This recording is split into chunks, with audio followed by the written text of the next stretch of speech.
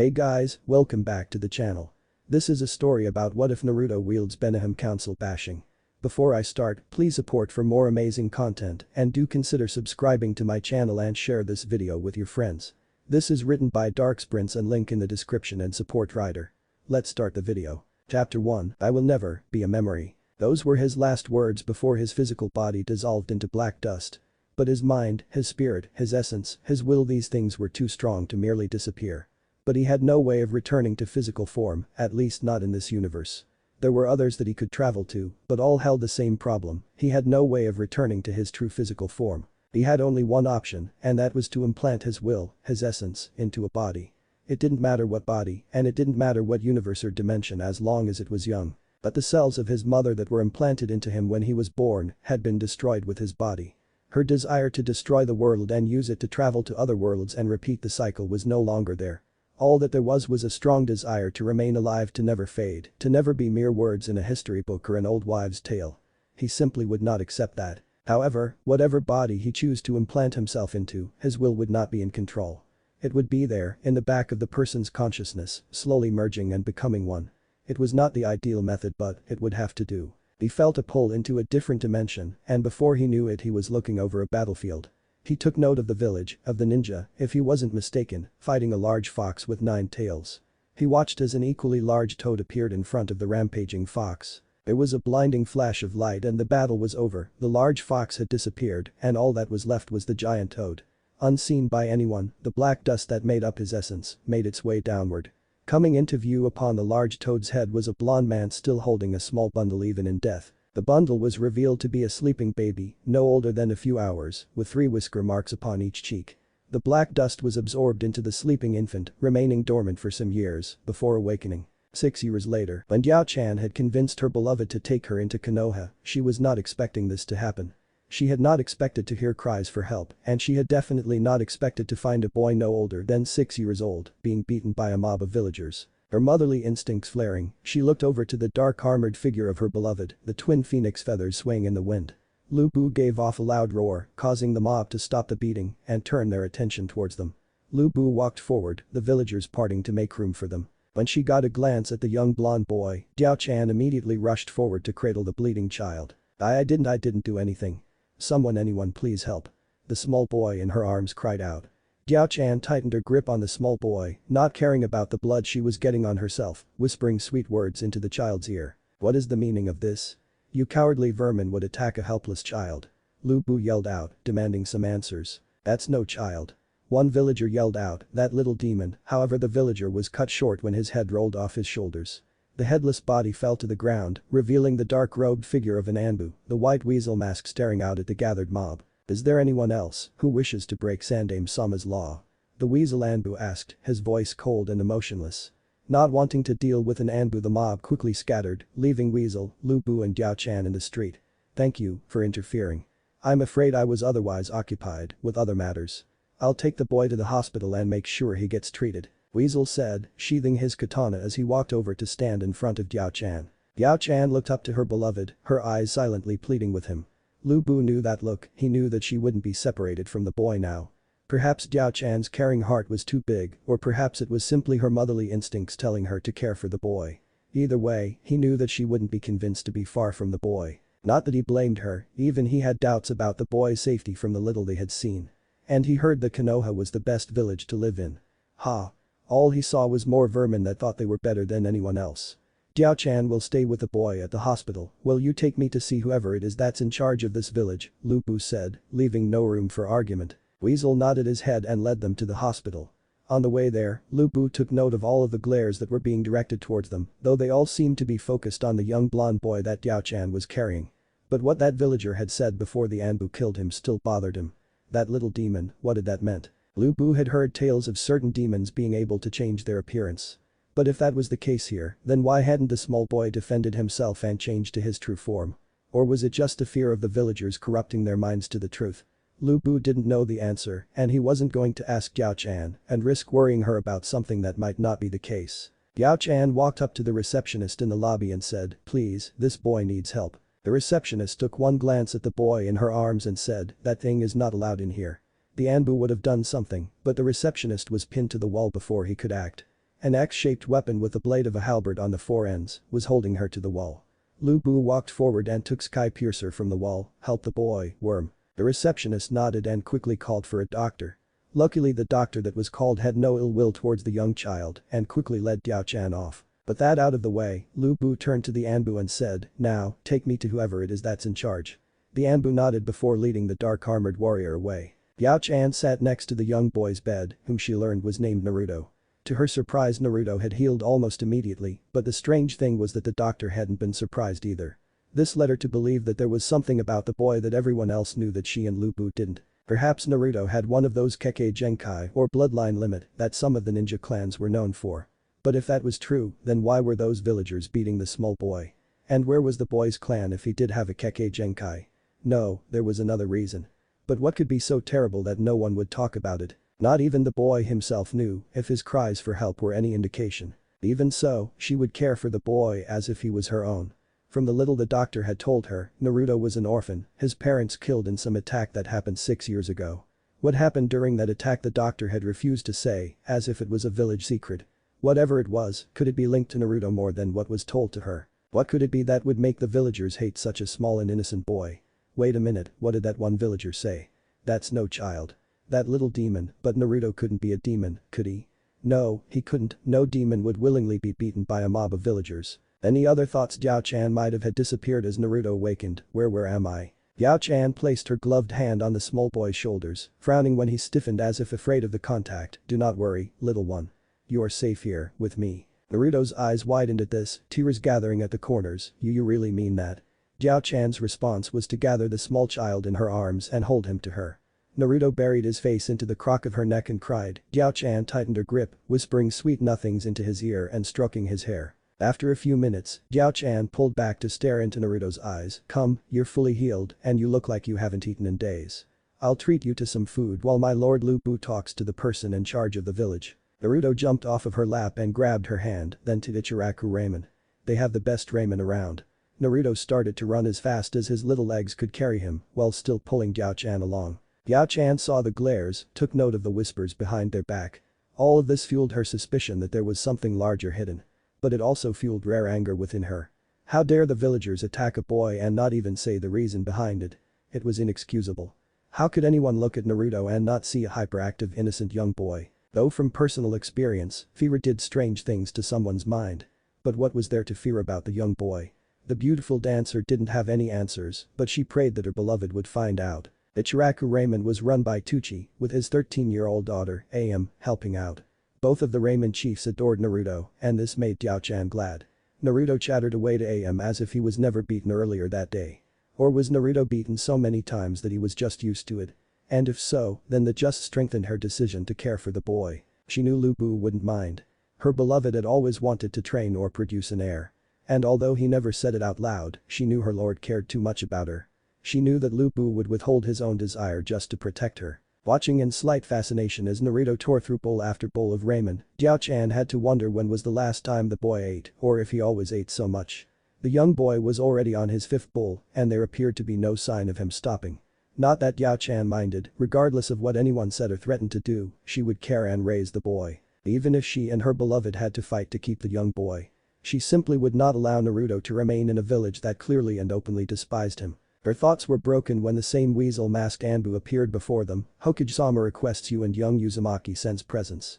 Diao Chan nodded, reaching into the pouch she kept attached to her belt and paying for the meal before following the Anbu. When they were all gathered in the Hokage's office, the Sandame Hokage, Sarutobi, was the first to speak. "Naruto-kun, I have already explained this to Lu Bu, but you, as well as Diao Chan, should know about what happened on the day of your birth. But first, let me begin with telling you who your parents were." Naruto's eyes lit up at this. "Your mother, Uzumaki Kushina, was an Anbu captain from the hidden village located in Yuzu no Kuni. During the Third Great Shinobi War, she came here after Yuzu no Kuni was completely destroyed. She was the only survivor. Here she met your father, Namikaze Minato, otherwise known as the Yondaime Hokage." Sarutobi paused to collect his thoughts. "Here things became difficult, as you know, 6 years ago, during the day of your birth, the Kyuubi no Kitsune attacked this village.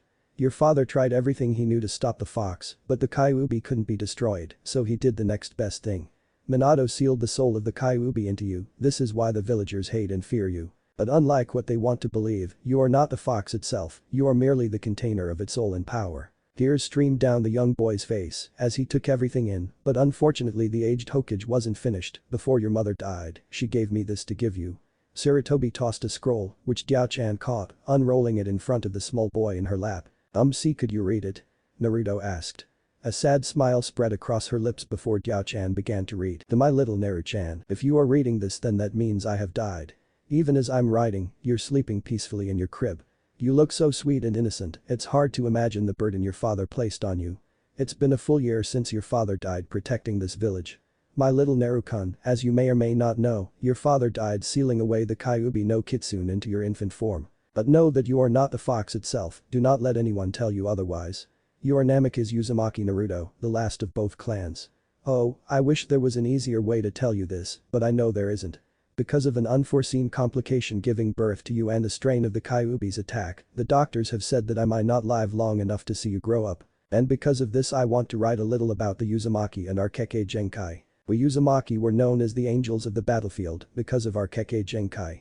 This Kekkei Genkai is the ability to sprout wings from our shoulder blades, and yes, the ability to fly as well.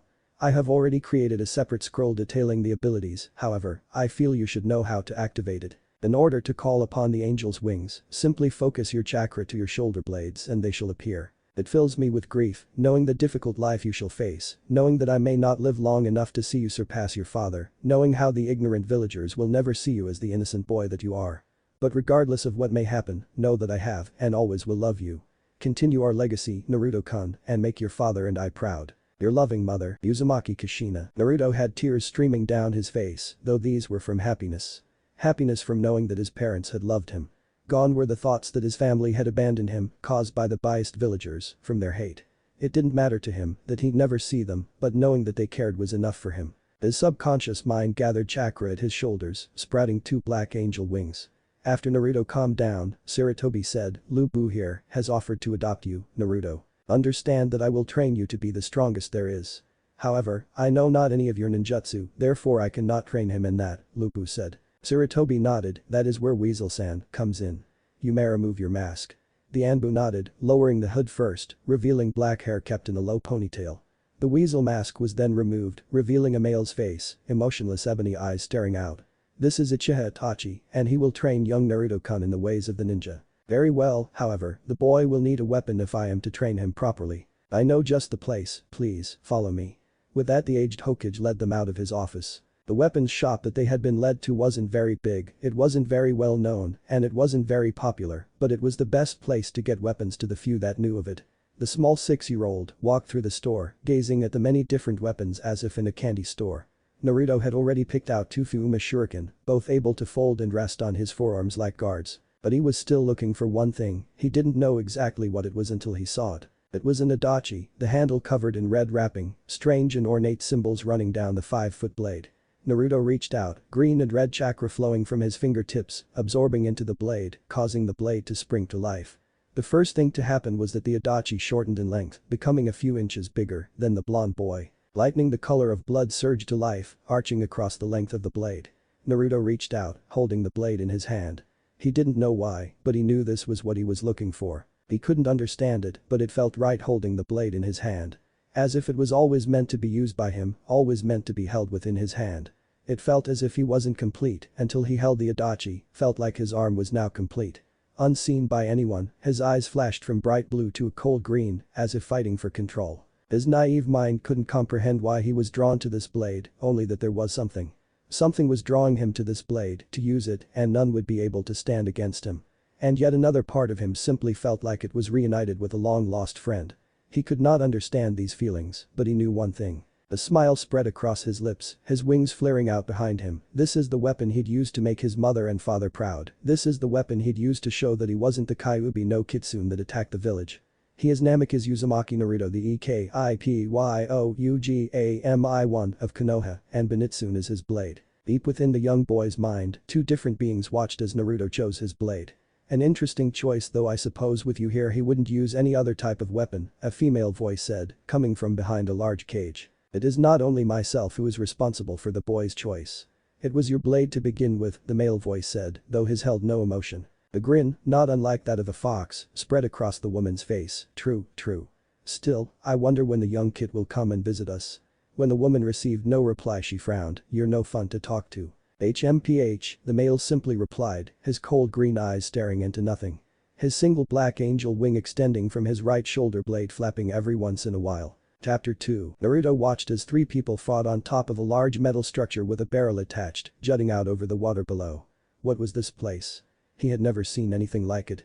Granted, Naruto had never been outside of his village, Konoha, but wherever this place was it didn't look like it was anywhere inside of the elemental countries. Naruto continued to watch as a man with long silver hair fought against two others, one with short red hair and the other with short black hair. He couldn't explain it, but somehow it felt as if he were fighting instead of the man with silver hair. It almost felt as if he was wielding the sword that looked like it was as long as Benihime. He could feel every swing, every block, every move as if it was his own. He watched as the red head and silver head went one-on-one, watched as they took their duel into the air. He saw the red head launch what appeared to be fireballs from his hand. Naruto didn't know what that jutsu was, or if it even was jutsu, but whatever it was, his 8-year-old mind wanted to learn it. The man with silver hair was blocked from view as the balls of fire hit him. Naruto could have sworn he felt the impact, could have sworn it was he himself within the dust cloud. The fight continued, the silver-haired man unscratched by the last attack, the barrel of the structure falling apart as it was sliced into pieces by a light beam sent from the blade. The two charged at each other, only to have their weapons blocked by the black-haired man. The redhead gathered energy into his hand for another blast, however, it was deflected by the sword, and the world shattered around them like glass. The figures were left standing in a room, the black-haired male's sword in two different pieces. The redhead said something, Naruto couldn't hear all of it, but he did make out one thing that was said, nothing shall forestall my return. And before he knew what was happening, he bolted awake, finding himself in his bed. Naruto took several breaths to calm himself after the well he didn't know what to call it. It wasn't a dream, and it couldn't be one of his memories, since he couldn't remember anything like it. It wasn't the first time something like that had happened either, only this one was different. Usually these memories, for a lack of a better term, would show him different stances to use when fighting with Benihime, and there was only one person, the male with the long silver hair. It was one of the reasons why he was getting so good with the Adachi. He'd see the memory, then work on it with his adoptive father. Many of the stances took him weeks to master, but when he did, he'd see another one, and the cycle would continue. His ninja training with Itachi was going smoothly as well. Under the Anbu, Naruto was learning things that none of the academy teachers even bothered to show or explain to him. At first Itachi began with the lectures of what chakra is and how to apply it. Then he went on to teach about the different chakra exercises that would help him control the inner energy so that none would be wasted when doing jutsu. Itachi also went on to teach Naruto about Taijutsu, or hand-to-hand combat. In order to do this, Itachi had Naruto wear weights on all of his limbs to help increase his strength, speed and endurance. Itachi had been clear that the weights were never to be taken off, though considering that these were gravity seals that would be impossible.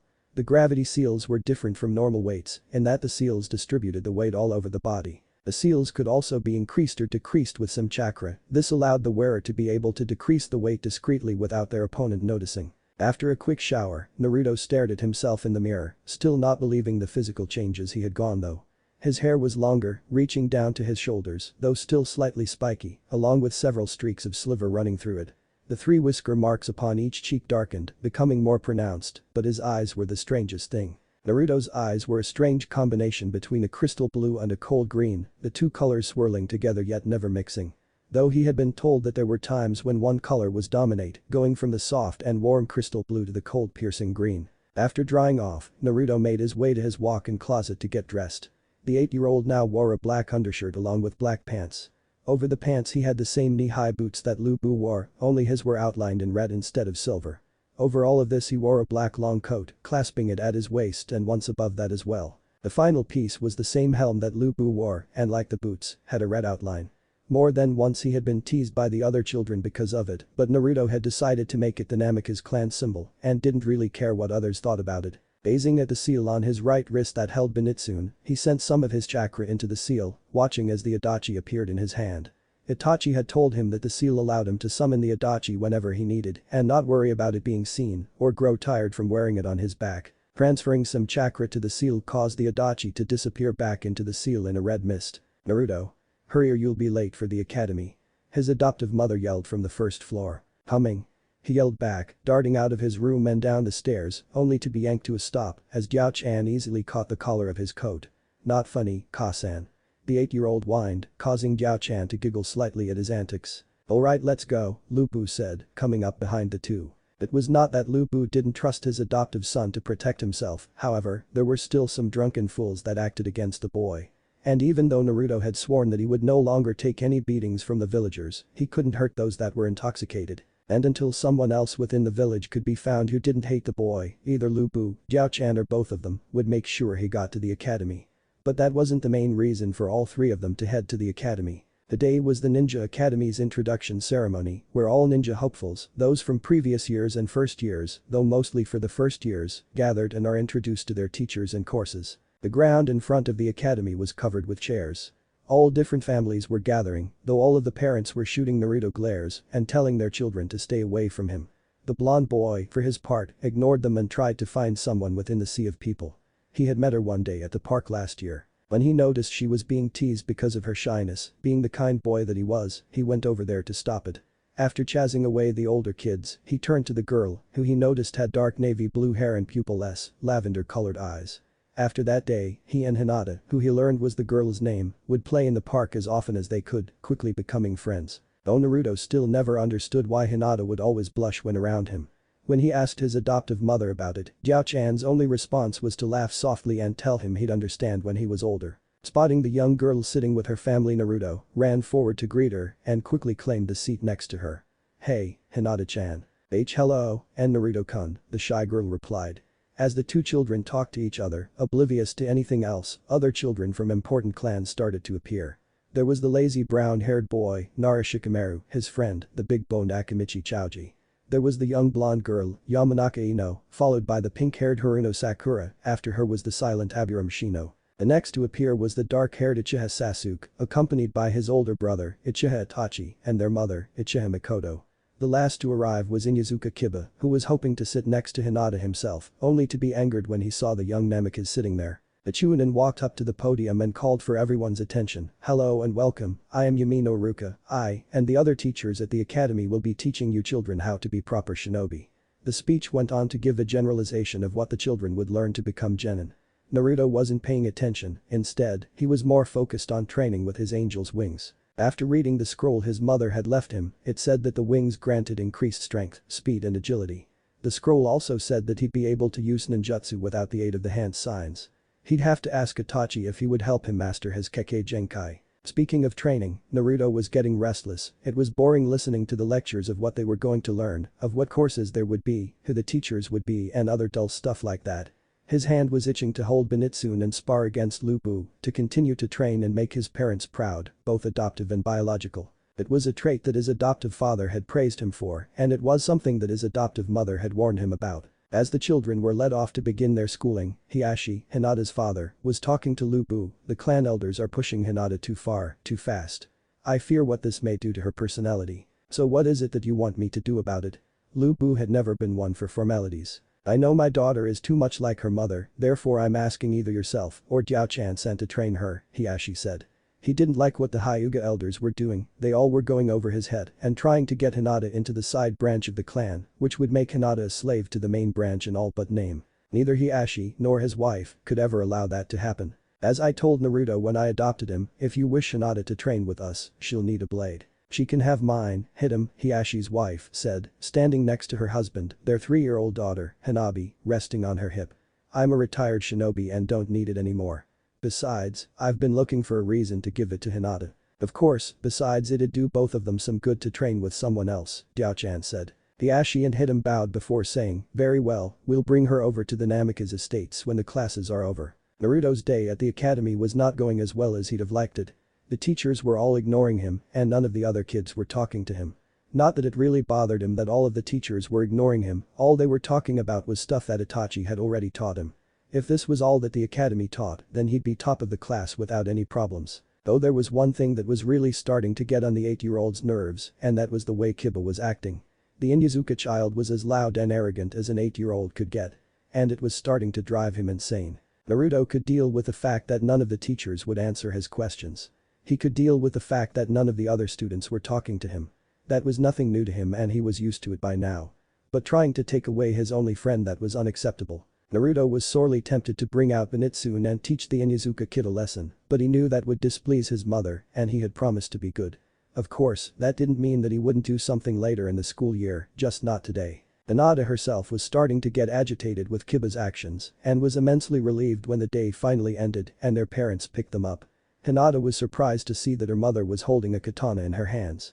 Not just any katana, but the one that the young Hyuga girl had seen her mother practice with once in a while. The sheath was the purest white, the handle of the katana covered in light blue and pure white wrappings, a 3-foot white ribbon attached to the handle. Hitam knelt down in front of her daughter, the blade held out in front of her. "Hinata-chan, this is Yukihime. You'll be using her in your training with Lupu-san." With trembling hands the Hyuga girl took the blade from her mother, holding it close to her chest. She followed her parents to where Naruto and his family were standing together. Hinata stepped forward, giving a small bow to the dark-armored warrior. "Thank you for allowing me to train with you and Naruto K-kun." Yao-chan smiled, turning to face Hiashi and Hitam. "We'll pick her up after classes and take over her training, if that is fine with you." Hiashi nodded, "That's fine. If she wishes she may remain for supper, however after that I expect Hinata to return to the clan compound." "Understood, come children, there is much work to be done," Lupu said, walking away from the academy. Naruto barely restrained himself from bouncing up and down in happiness. Finally, someone else that he could train with. Granted, Hinata did have a long way to go before she was at his current level, but that was nothing a little more training wouldn't fix. Perhaps Itachi-sensei could help teach Hinata and get her up to his level. Either way, this was going to be awesome. Not only could he spend more time with his friend, but he could also alright, so there wasn't anything else. But that didn't matter to him, he could get to know Hinata more, that's all he cared about. And besides, he was getting tired of getting beaten constantly by his adoptive father and sensei. Within his office, Sarutobi sighed, he was not having a good day. Many on the Konoha Council were calling to have Naruto killed or at least have him expelled from the academy. The entire civilian side of the council, his old teammates, Kiharu and Homura, along with the old war hawk of the council, Danzu, all feared that Naruto was in fact Kyuubi in human form. And no matter how many times Sarutobi had told them that the young blonde was no less human than them, they wouldn't hear it.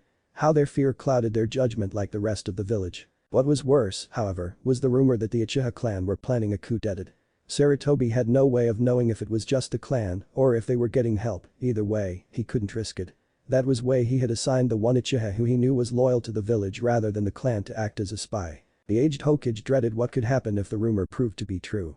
It was a known fact that many of the Uchiha were arrogant, stubborn and self-centered, the only exceptions being Itachi himself, his mother, Mikoto, and his younger brother, Sasuke. Because of this, Sarutobi had the distinct feeling that any and all negotiations would fail, and that left only one thing to do that would preserve Konoha's future, but he would wait on that and see what happened first. But first he had to deal with the stupidity of the council in trying to get Naruto out of the academy.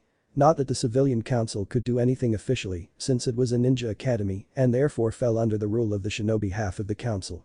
Normally this would worry him, however many on the shinobi council did not hate the boy for what he contains. They may not openly support the boy either, but at least they didn't do anything to cause the child harm.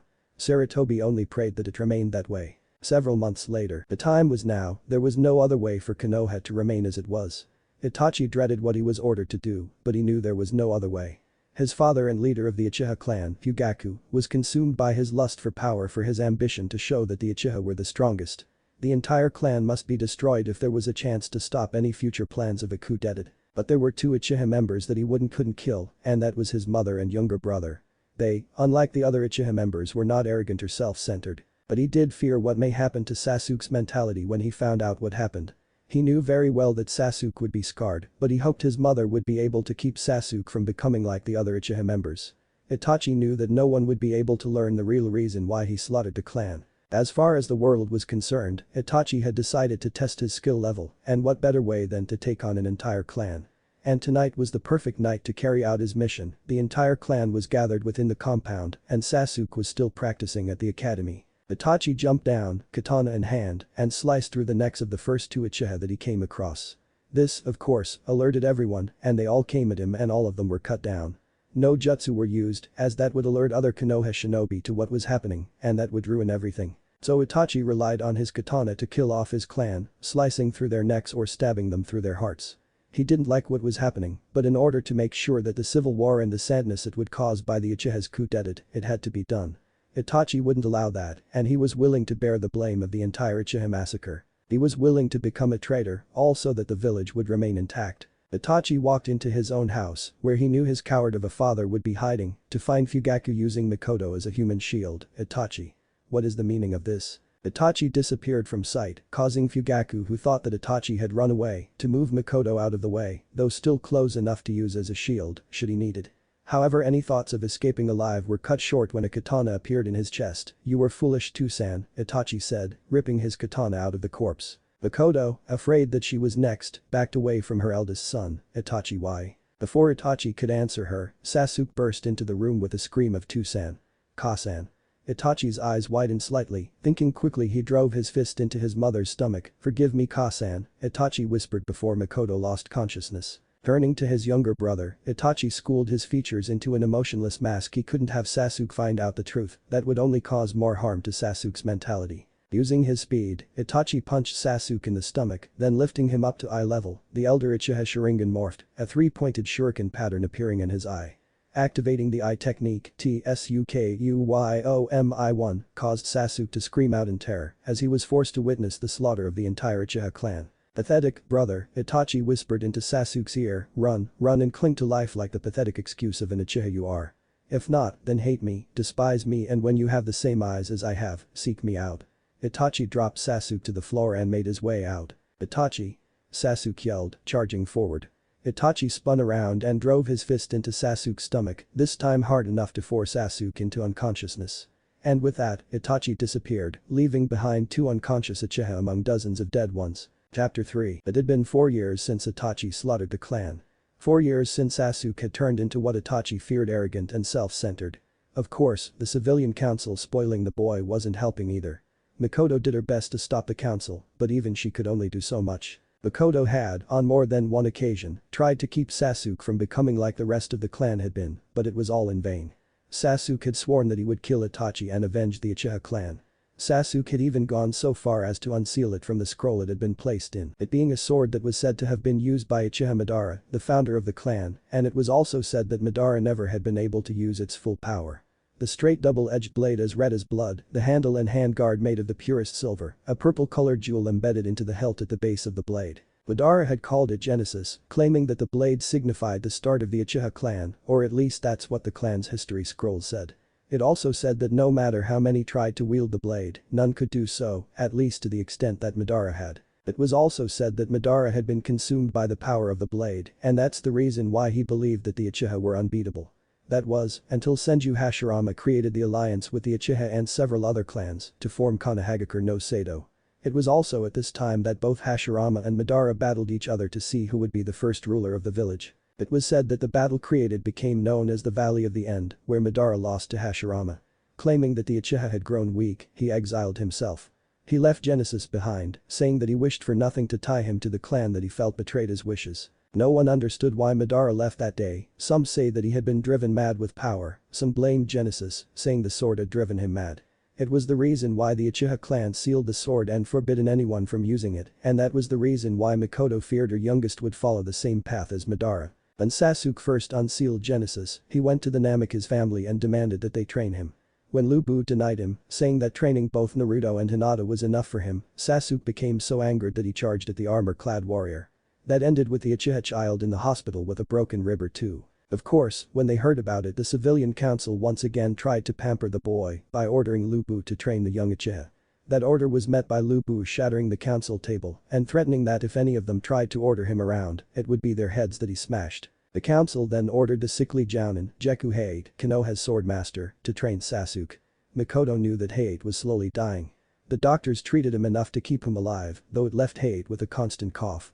So whether Hate was training Sasuke because he didn't want his fighting style to disappear or if he was simply following orders, Mikoto wasn't sure. Another concern of Mikoto's was that the fact that Itachi had been training Naruto had somehow gotten out to the public. The fact that her eldest son was training the Namikaze boy didn't bother her at all, she considered herself one of the only 2 Uchiha that didn't view the boy as the demon he contained.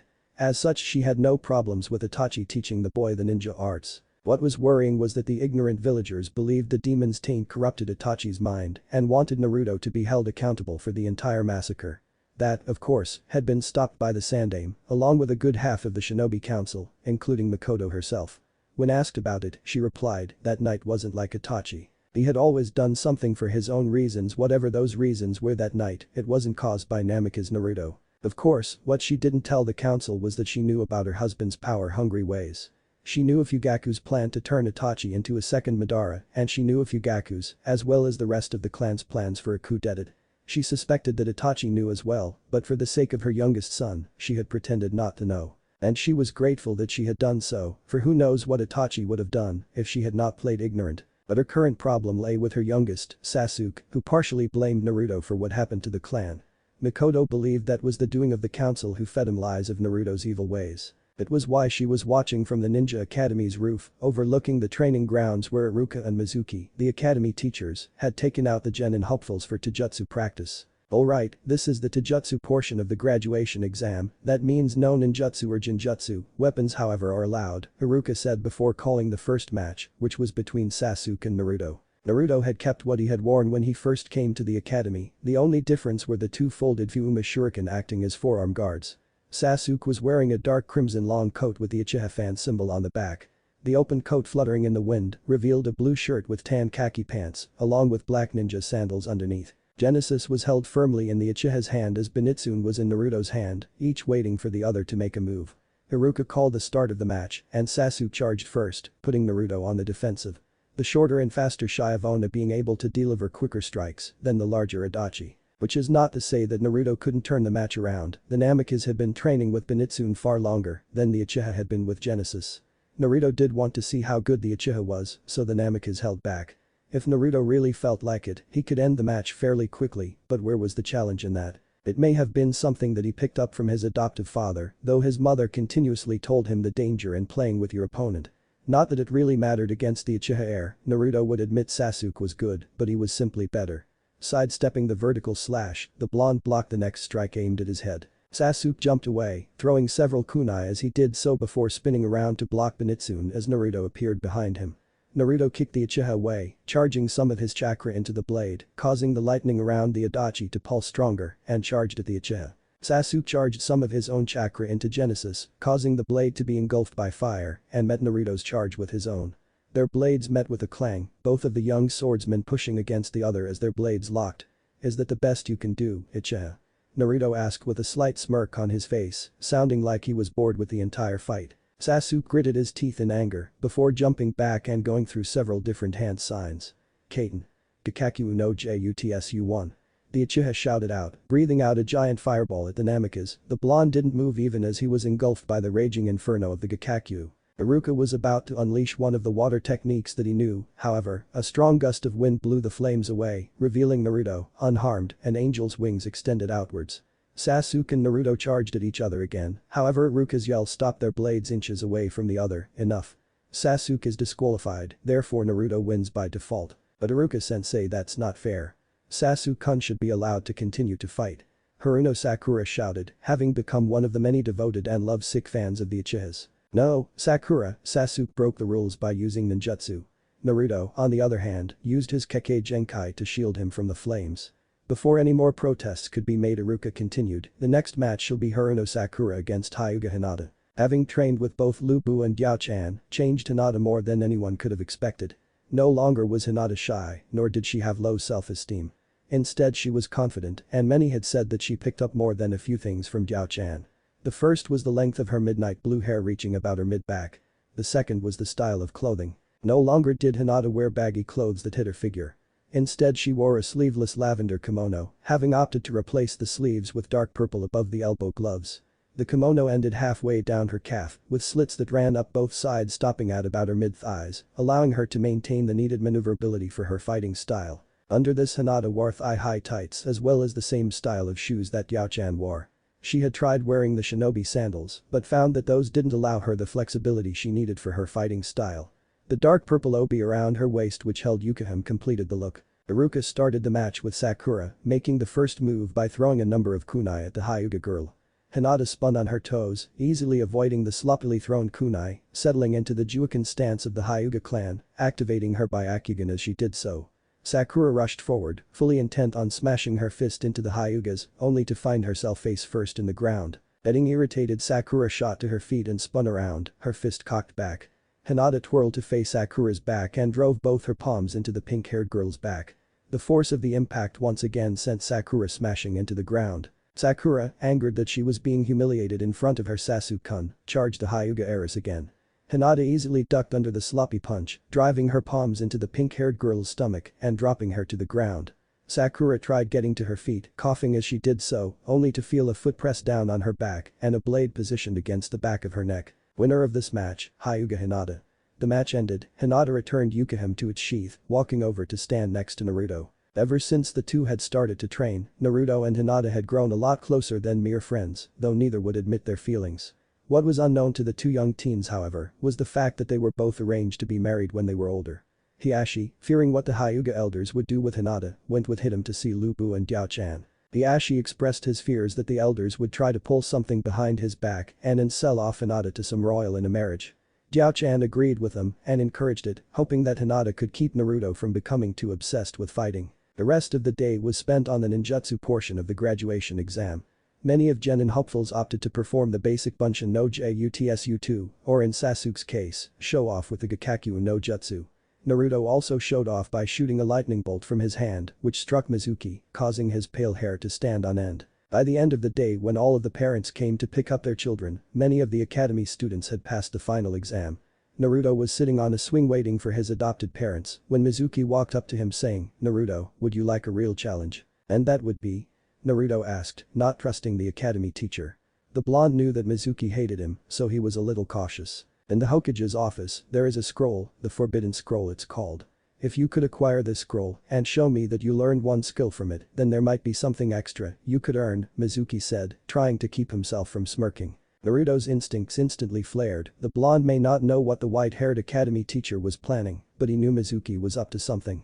And whatever that something was, it could be good for him or for the village. So he did the one thing that Itachi had taught him, play along until you know what's happening or get it to turn out in your favor. Besides, he could use the challenge. Later that night, Naruto was flying through the skies, the scroll on his back. When Naruto had gone to get the scroll, the Hokage was in his office, so the blonde told Sarutobi what Mizuki told him. The Hokage explained that Mizuki had been under watch for a while now, all they needed was proof that the academy teacher was traitorous. The original plan was for Naruto to meet Mizuki in the forest and have a trusted jounin to act as backup, but Naruto would have none of that, saying that he was more than enough to handle Mizuki. Sarutobi couldn't argue, he had seen Lu Bu take on and defeat several of the best jounin in the village. The aged leader knew that Naruto wouldn't have a problem. Landing a clearing within the forest that surrounded Konoha, Naruto removed the scroll from his back, placing it down next to him. And so Naruto waited, sitting against one of the many trees for Mizuki to show. He waited all night, though the person that found him wasn't Mizuki. "Naruto, what do you think you're doing? Taking the forbidden scroll. What would your parents think if they found out about this?" Iruka yelled at him. Naruto was confused. The Hokage said no one else would know what was happening and wouldn't alert the other ninja, so why was Iruka here? Naruto was about to warn Iruka when the scarred Chunin was sent flying into the shed that was in the clearing, pinned by several kunai. Mizuki landed in the clearing, a giant shuriken already in hand. "I have to thank you, Iruka, for finding him for me. Now die, demon," Mizuki shouted, throwing the giant shuriken at the blonde. Naruto didn't move, even as Iruka shouted for him to get out of the way. He didn't have to move as ice erupted from the ground, encasing the thrown shuriken inches away from him. Naruto turned his head slightly. "It took you long enough, Hinata-chan." Naruto had sensed Hinata following him from the ground ever since he had flew out of the Hokage's office. Hinata pulled Yukihime from the ground, walking over to Naruto and hitting him over the head. "Next time tell me when you're doing something like this." Mizuki took this time to spec up, well, the Hyuga heiress, I'm sure they'll pay quite nicely if I brought you to Kumagakure. But before that, Naruto, you want to know why you're hated by everyone in the village? Mizuki ignored Iruka's yells about it being forbidden to talk about, not even waiting for Naruto's answer. "That's because you are the Kyuubi no Kitsune. The very same demon that ravaged this village and killed Iruka's parents 12 years ago. Is that all you're going to say?" Naruto said, sounding very bored and wanting to fight something. What do you mean?" Mizuki asked, wondering why Naruto wasn't frozen in fear as he expected, or why the Hyuga girl wasn't cowering away from said blonde. "I've known about the fox for 7 years now, and Hinata has known since she started training with my family," Naruto said, his wings flaring out, Benitsune appearing in his hand. "As for you, Mizuki team, for betraying Konohagakure no Sado and breaking the Sandame's law, stating that the truth about the Kyuubi was never to be spoken about, you are sentenced to death. Just try it, demon. I'll kill you, I'll kill Iruka, and I'll sell the Hyuga girl to Kumo." There's nothing a mere academy student like you could do that could stop me. Mizuki yelled, taking the second giant shuriken from its holster on his back and spinning it like a buzzsaw. Naruto, Hinata, get out of here. Take the scroll and run. Iruka yelled, trying to move, but the poison that was on the kunai was keeping him pinned to the shed's wall. He pulled the kunai out of his body and tried to shield both children as Mizuki let the shuriken fly, only to stop in his tracks as the shuriken was split in two. Iruka gazed at his two students, trying to figure out what had happened. That's when he noticed what had happened to Hinata's katana. Instead of the normal blade, it had seemingly separated into pieces, all of which were held together by a chain, giving the appearance of a whip. Hinata-chan, help Iruka-sensei. I'll deal with the traitor. Hinata gave a small nod, Yukihime returning to its original form and placing it in its sheath. Just try it, demon. I'll take you down in one blow. Mizuki yelled, taking out a kunai and readying himself. Iruka-sensei stopped me before I could pull this off in my match against the Uchiha, but let's see if you could survive, Naruto said, focusing his chakra into the Adachi, the lightning once again pulsing. Naruto flew at the Chunin, keeping himself a few inches off the ground as Mizuki charged forward as well. The only evidence that either one of them did anything was the sparks caused by the kunai and Adachi hitting. That was until Mizuki fell to the ground in two separate pieces, cut cleanly in half at the waist. Naruto lowered himself to the ground, returning Benitsune to its heel, his wings disappearing back into his shoulder blades. Naruto, what was that about? Iruka asked while Hinata continued to heal some of his wounds. Let's get back to the Hokage, he'll explain everything, Naruto said, helping Iruka to his feet. Hinata took the scroll in her hands and the three of them left the clearing, leaving Mizuki's corpse behind. Chapter 4 Namikaze Uzumaki Naruto. Oh crap, he was in trouble. His adoptive mother never used his full name unless she was extremely angry at him. What were you thinking? You could have been hurt. Or worse, killed. Diao-chan stood in front of her son, arms crossed over her chest, eyes narrowed as she stared down at her son. Lu Bu stood off to the side, a proud smile gracing his lips. But Ka-san. Mizuki boasted more than he actually fought, and besides for a Chunin he was pretty weak, Naruto said, slightly irritated that his mother wasn't happy that he was able to kill a traitor, at least his father was proud of him. I don't care if his skills were that of a genin. You don't go off like that without at least telling us what you are doing. Lu Bu raised an eyebrow, Diao-chan was never this angry at anyone. Now up to your room and don't come down until I say otherwise. Naruto was about to object, but Diao-chan cut him off, now. As Naruto reluctantly made his way up the stairs, Diao-chan called after him, and don't let me catch you sneaking out of your room again. Lu Bu walked up behind his wife, placing his hands on her shoulders to help calm her down. Perhaps you were a little harsh on the boy. Diao-chan let out a tired sigh before leaning into her husband's chest. You would have done nothing more than praise the boy for winning and increased his training. One of us needs to discipline the boy for what he pulled. Weren't you worried about him? I was, Lu Bu said, his hands starting to knead her shoulders, but I also have faith in his skills that I taught him, skills that earned him the title of Rookie of the Year at the academy. A small moan escaped Diao-chan's lips as Lu Bu's hands continued to knead her shoulders. It was taking all of her willpower not to stop thinking like that, but God was he great with his hands. You are right, of course my beloved, but what he pulled was still dangerous. He could have gotten himself hurt, or worse, he could have gotten Hinata or Iruka hurt. He needs to understand that being reckless, despite having faith in one's skills, can still lead to someone getting hurt or getting yourself killed. And for that he'll remain in his room until the time comes for him to return to the academy, Diao-chan said, barely able to get it past the moans coming out of her mouth. How was it that he always knew just how to help calm her down? Was she simply that easy to read? Or was it only something that her beloved Lu Bu was able to do? She really didn't care either way, for now she would simply enjoy it. To say that Naruto was pissed would be an understatement, it was taking all of his control not to bash Sasuke's or Sakura's heads into the desk.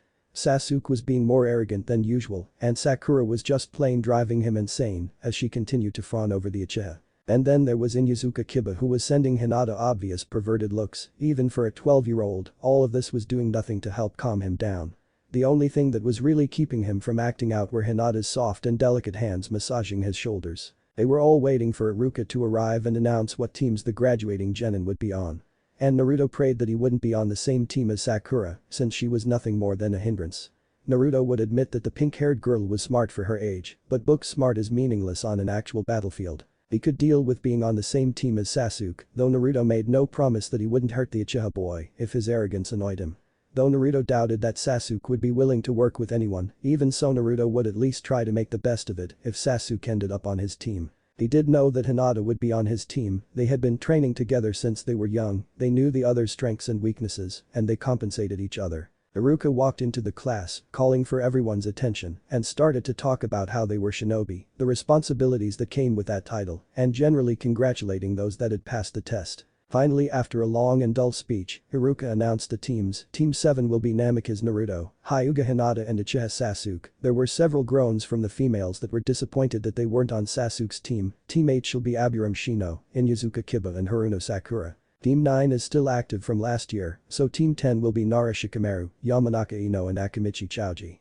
Naruto ignored the last of the teams being called before Iruka said, "Your Jounin sensei shall arrive to pick you up after lunch, until then you're all dismissed." Many of the new genin took this time to get together with their new teammates. Sasuke, however, ignored Sakura, who was trying to get him to go to lunch with him, and walked over to stand next to Naruto. "Fight me," he said, simply removing Genesis from his belt and positioning it at the Namikaze's throat. "Sasuke, we're teammates now.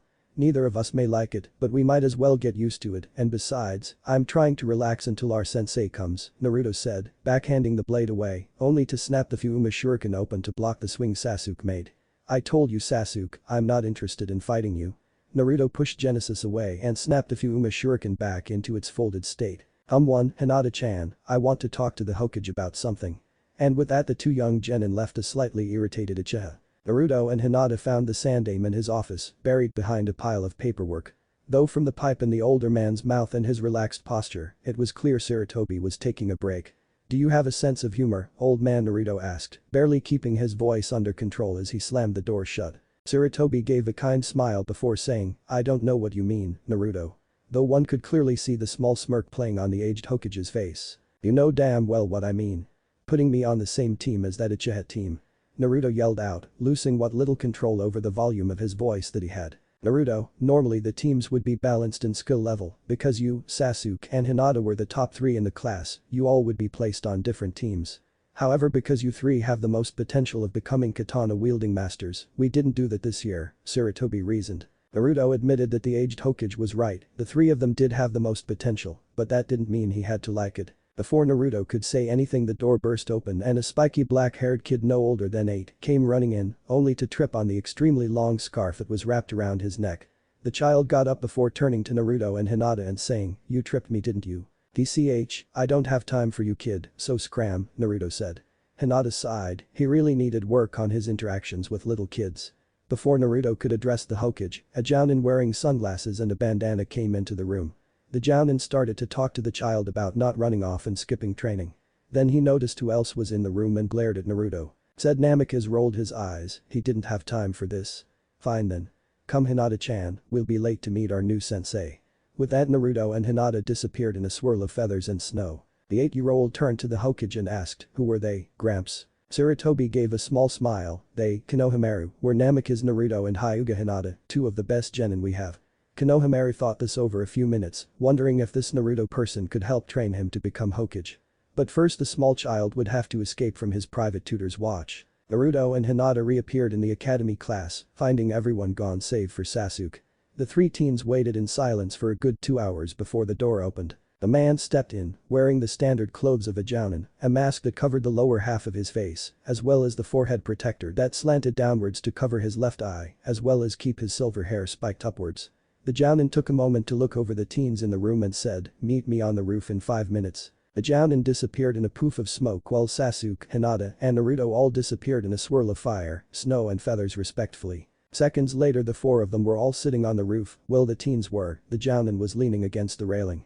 "Now, for introductions, say your likes, dislikes, that sort of thing." "But, sensei, shouldn't you go first so we get to know you better?" Hinata asked.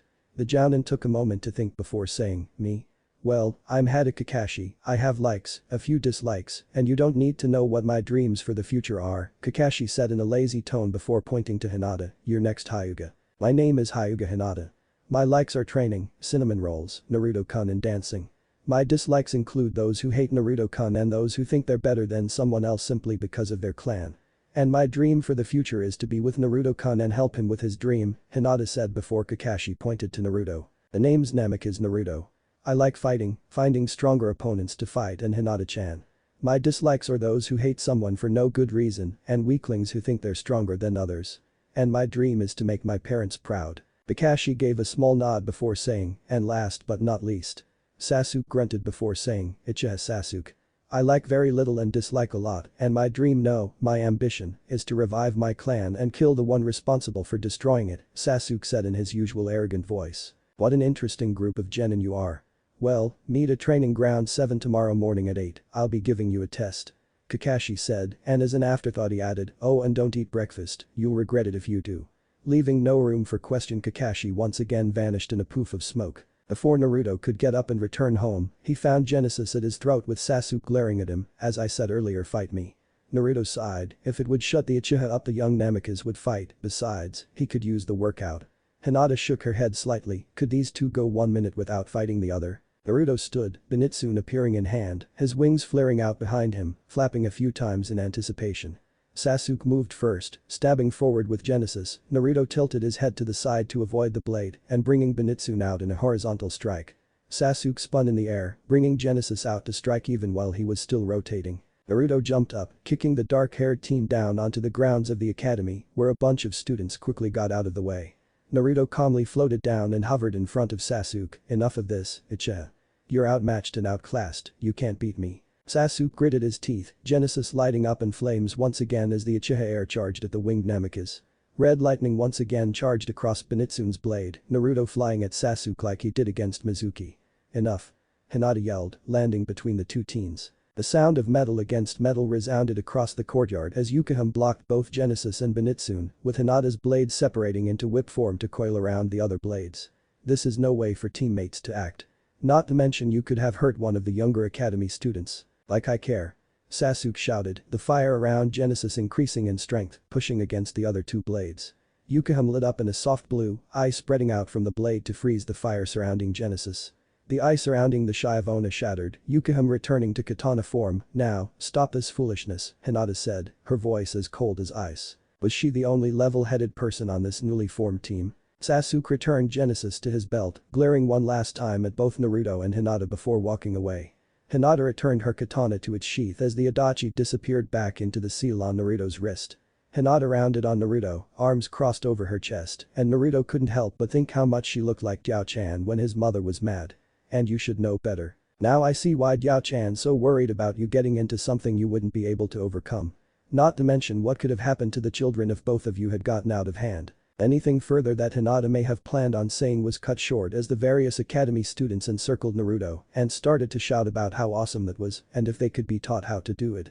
Hinata's features softened at this, Naruto may not know it, but he was starting to warm up to the little kids. Hinata secretly wondered to herself if he would make a wonderful father, then threw that thought out of her mind as she knew that Naruto would make a wonderful father when the time came.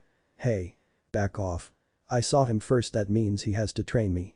The same kid from the Hokage's office, Konohamaru, yelled. As the other kids went off to their other classes, Konohamaru stayed behind, so you going to teach me? Naruto raised one hand, flicking the kid on his forehead, I have neither time nor the interest to train you. Perhaps Naruto still needed to work on his skills with children, Hinata thought. Ah, but why not? I'm the grandson of the Sandaime Hokage. Besides, I need the strongest person to train me so I can become Hokage. Konohamaru shouted back, rubbing his forehead to remove the slight sting that the flick left. That's why. You think that just because you're the grandson of the Hokage that you can get whatever it is that you want. If you really want to become Hokage, then let me tell you something, training is the only way. That's what my adoptive father taught me, that's how he trained me, and that's how I became so strong. My father didn't care about what my Kekkei Genkai could do, he didn't care what advantages it gave me, and he didn't care if I used it in our sparring. All he cared about was that I was growing in strength. Naruto paused here, his wings flapping in agitation. One final piece of advice, kid, train and train and train until you can hardly move. Only then will you become truly strong and achieve your dream. With that, Naruto turned and left, leaving behind new ideas forming in Konohamaru's mind. The next day found the members of Team 7 waiting for their sensei to show up. They had already been waiting for 2 hours and still Kakashi had not shown up. Sasuke was being his usual self and sitting off to the side, ignoring the other 2 team members. Naruto and Hinata were both taking a short nap, and though neither of them were aware of it, Hinata was resting her head on Naruto's shoulder, while his own head was resting on top of Hinata's. Finally Kakashi arrived and awoke the 2 sleeping teens. Kakashi then began to explain the test that he had prepared. You have 2 hours to get these bells. Kakashi raised his hand, jingling 2 silver bells before attaching them to his belt, from me. The one that doesn't returns to the academy and repeats the year. Good luck. The 3 teens scattered and Kakashi took out an orange-covered book and began to read. In the surrounding woods Naruto and Hinata hid within the trees, both concealing themselves and keeping an eye on Kakashi. "So what's the plan, Naruto-kun?" Hinata asked softly, so as to not give away their position. "I want to see what Kakashi is able to do before we make a move. No doubt, the Uchiha will get annoyed and make the first move. We either wait to see what Kakashi can do, or we can join the Uchiha." "Doesn't matter either way," Naruto replied, his voice equally as low. Naruto watched in silence as Sasuke took on Kakashi, charging headfirst into the fight. Naruto watched as Kakashi easily kept up with the Uchiha's attacks, either avoiding them completely or blocking Genesis with a kunai. Watching a fight, however, caused Naruto to become restless, his hand tightening around Benihime.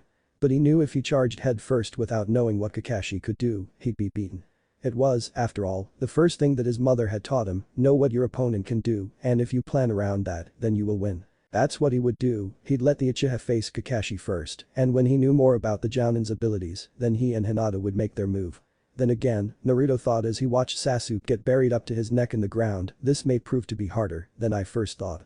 The young Namikaze gave a slight nod to Hinata as he jumped down into the clearing. Hinata, knowing what it was that Naruto wanted her to do, went off to find and delay Kakashi while he talked to Sasuke.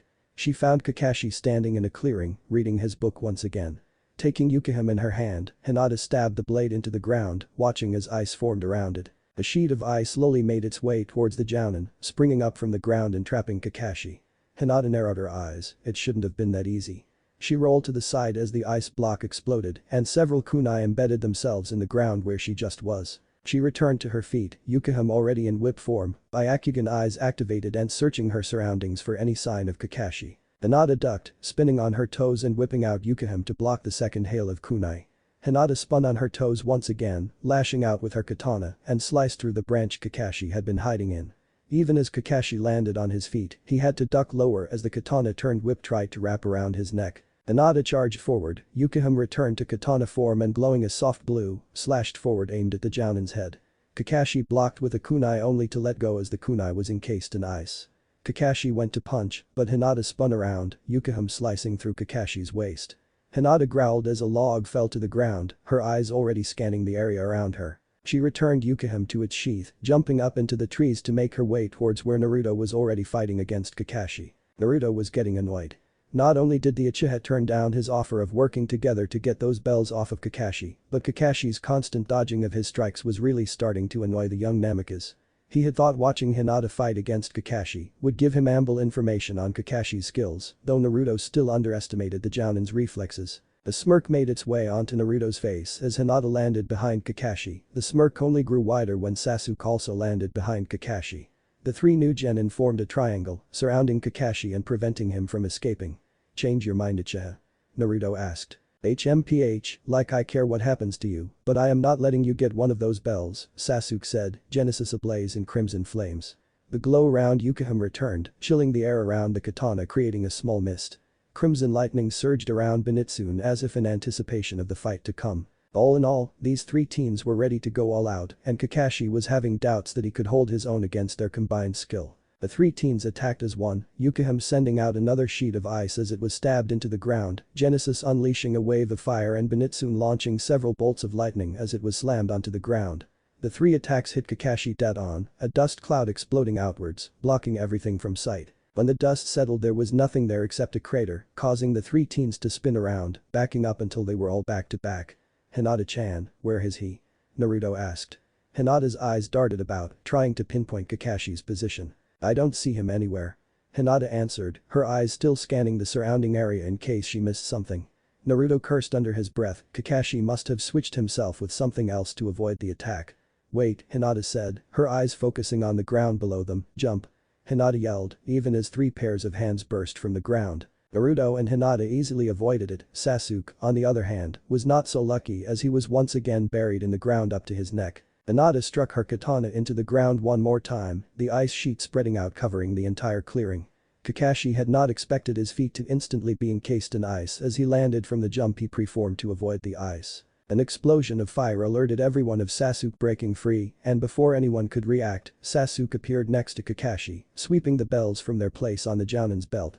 Relaxing his stance, Kakashi began to clap, "Well done, out of all my years doing this, you're the first batch of genin that were able to get the bells off of me. However, there still remains the problem of who will get the other bell and who would be returning to the academy. Sasuke was about to say how he wasn't going to give the other bell to either Hinata or Naruto, but Naruto spoke up. "It's as Itachi-sensei told me when he first started training me. Your teammates are your most important allies, never lose faith in them and never abandon them. We showed you we can work as a team, though the Uchiha was rather reluctant at first. Well then, you all pass. Welcome to Team 7. Of course, what Kakashi didn't tell them was that the council had ordered him to pass the Uchiha's team, regardless of the outcome of the test. Kakashi went to move, but then remembered he was still trapped in ice. "Hinata, would you mind freeing me?" Hinata pulled Yukihime from the ground and returned it to its sheath on her obi, the ice melting and absorbing into the ground. Well, Team 7 met back here tomorrow to begin missions. With that, the newly formed team left the training area. Chapter 5. A sea of green, that's all he could see around him, all he could feel, all he could sense. He couldn't even remember what had happened that caused this, how he had ended up wherever he was, and he couldn't even remember if he was alive or if he was dead. He couldn't remember his past, nor could he remember his name, though he did remember the letter G for some reason. Was that his name? Or was that a part of his name and he simply couldn't remember the rest? But there were a few things he remembered. He remembered training and growing up with a black-haired kid and a silver-haired kid, though he could not recall any names. He remembered a book, Loveless it was called. It was also his favorite, remembered, carrying it around with him everywhere he went. He had always wondered what the gift of the goddess was that the book talked about, and so he read the book time and time again. But the book had been missing the final chapter, and this left him trying to figure it out. Eventually it became such a favorite that he often quoted from it, sometimes hoping that someone else may have an idea of what the gift was, and other times as a means to get a point across. "My friend, the fates are cruel." Who was talking? Was that him? But he would know if he was talking out loud, wouldn't he? There are no dreams, no honor remains. What did that mean? It made no sense. Wait, he remembered now. He remembered everything. He remembered her. The arrow left the bow of the goddess. The one he thought was the goddess that his favorite book had always been talking about. He remembered how she looked away as he was cast into oblivion, never to see, never to feel, and never to live again. It was her fault, all he ever wanted to do was please her, to know what her gift was, yet he was thrown aside like so many other times. "My friend, do you fly away now?" No, it wasn't his fault that he left. He didn't want to die and he didn't want to leave, but she forced him, turning him into nothing and taking everything away. But at the point in time, what had he had left but his dreams? He would not let some goddess tell him what he could do. He had done it in his belief for her, so why had he been punished? No, he would live once again, all he needed was something that could keep his spirit, his dreams, his power alive. But what and where? To a world that abhors you and I. Now what happened? The sea of green that he had been banished to suddenly turned into a raging inferno. The flames licking his body, yet never burning him or his clothes. Where was he? He couldn't be in the world that he had grown up in, he knew that much when he was blown into oblivion. This blade shall be called Genesis. For it is the start of the mighty Uchiha clan. Who was that? He had no memory of that voice. And why could he hear the voice yet not see or feel anything but this raging inferno? What had happened to him? There is no hate, only joy, for you are beloved by the goddess. Was this some kind of gift from her? And if it indeed was, then what was it? And why him? Or was this something that she wanted to show him? Something that she thought he needed to learn? And if so, then why hadn't it been his silver-haired friend, who was called a hero, given this gift? But he didn't care, he was always jealous of his friend. He wanted to be considered a hero, to have that fame and glory all his own. Hero of the dawn, healer of worlds. That's all he ever really wanted, or at least until he found out the truth of his birth. Pride is lost. It was shortly after a training duel between him and his two friends that he had learned the truth. He had been injured during it, and it was during his recovery that the truth of his birth was revealed. He was experimented on even before he left his mother's womb, crafted to be the ultimate soldier within the Shinra company. Yet he was cast aside and deemed a failure. Ripples form on the water's surface, the wandering soul knows no rest. After he had learned the truth, he left soldier, setting out with a new dream. The single black feathered wing sprouting from his left shoulder blade led to doubts that he was still human or if he was something else entirely. Dreams of the morrow hath the shattered soul. The selfish dreams he once had were shattered by the reality that he couldn't be human. He no longer sought out the acknowledgement of those that he wished would call him hero. He accepted himself as inhuman, taking on the ambitions of a monster. Even so, he was slowly dying and nothing could be done about it. So he set out to find a way to keep himself from dying, trying to find a cure. Eventually he found evidence that his silver-haired friend might hold a cure, and so he set out once again. When the war of the beasts brings about the world's end. That was what he was going to do once he was cured of his condition. He told his silver-haired friend the truth behind his birth. told him that he was born from cells of a being called Genova, the very same cells that could keep him from dying. It had been his hope that his friend would share these cells, but he was turned down and told to go and rot.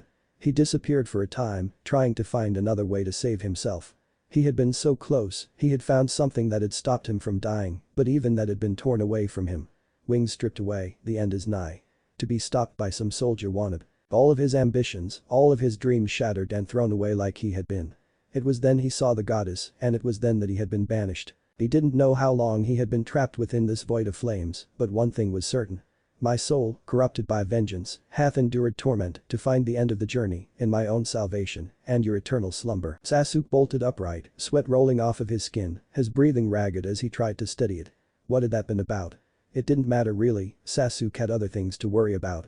Getting out of bed, Sasuke headed for the bathroom to take a short shower before he had to go meet his team. Unknown to the young Uchiha, the light that had surrounded Genesis dimmed until it completely disappeared. This is what they called missions.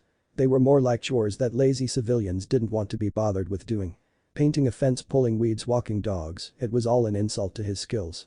And if he had to chase that runaway cat again, Naruto couldn't promise that Zenitsu might not slip and fall on the cat. Said cat was currently being held gently by Hinata, though it was still eyeing him like it wanted to claw his face out.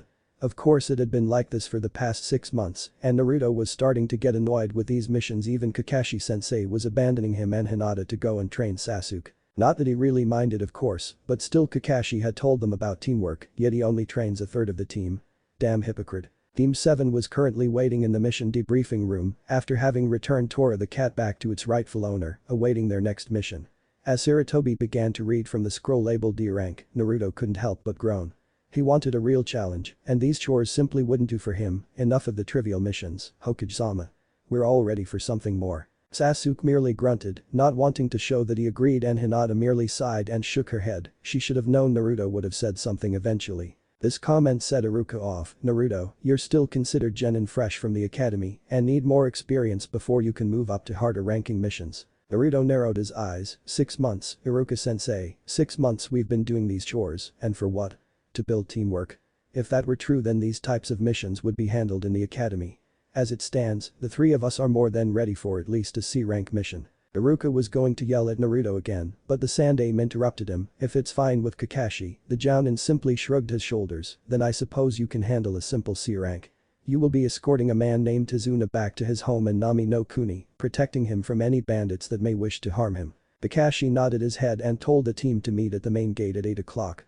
With that, the team was dismissed, and the 3 teams went to their respected homes to pack. Naruto hardly slept that night, having another one of those memories. The sky was dark, clouds blocked out the sun, black dust falling like a rain. And yet despite this strange occurrence, 2 people were fighting each other. A silver-haired man dueled against a spiky blonde-haired teen wielding something similar to his zanbato. The duel, however, took place on ruined buildings easily several hundred stories up, yet the 2 fighters were easily leaping from one building to another. Naruto watched as the 2 launched chunks of the ruined buildings they were fighting on, their blades easily cutting through the concrete to protect themselves. Naruto watched as the 2 continued to fight, even as the ruins they were fighting on plummeted to the ground. Eventually the spiky blonde-haired man grew tired and his shoulder was impaled by the silver-haired man's sword. The 2 exchanged words, but yet again those were lost on Naruto, and before he knew what was happening, both fighters were once again in the air. This time, however, the blonde-haired man's zanbato separated into 6 different swords and surrounded the silver-haired man. The blonde man was engulfed in a gold color as his speed was drastically increased, moving from sword to sword striking at the silver-haired man. When it was finally over, the blonde man looked up to where the silver-haired man was floating, a single black angel wing extending from his right shoulder blade. I will never be a memory, the silver-haired man said, his wing wrapping around him. Naruto's eyes snapped open, shifting to a more comfortable position on the chair he had apparently fallen asleep on, removing the blanket that his mother no doubt placed on him.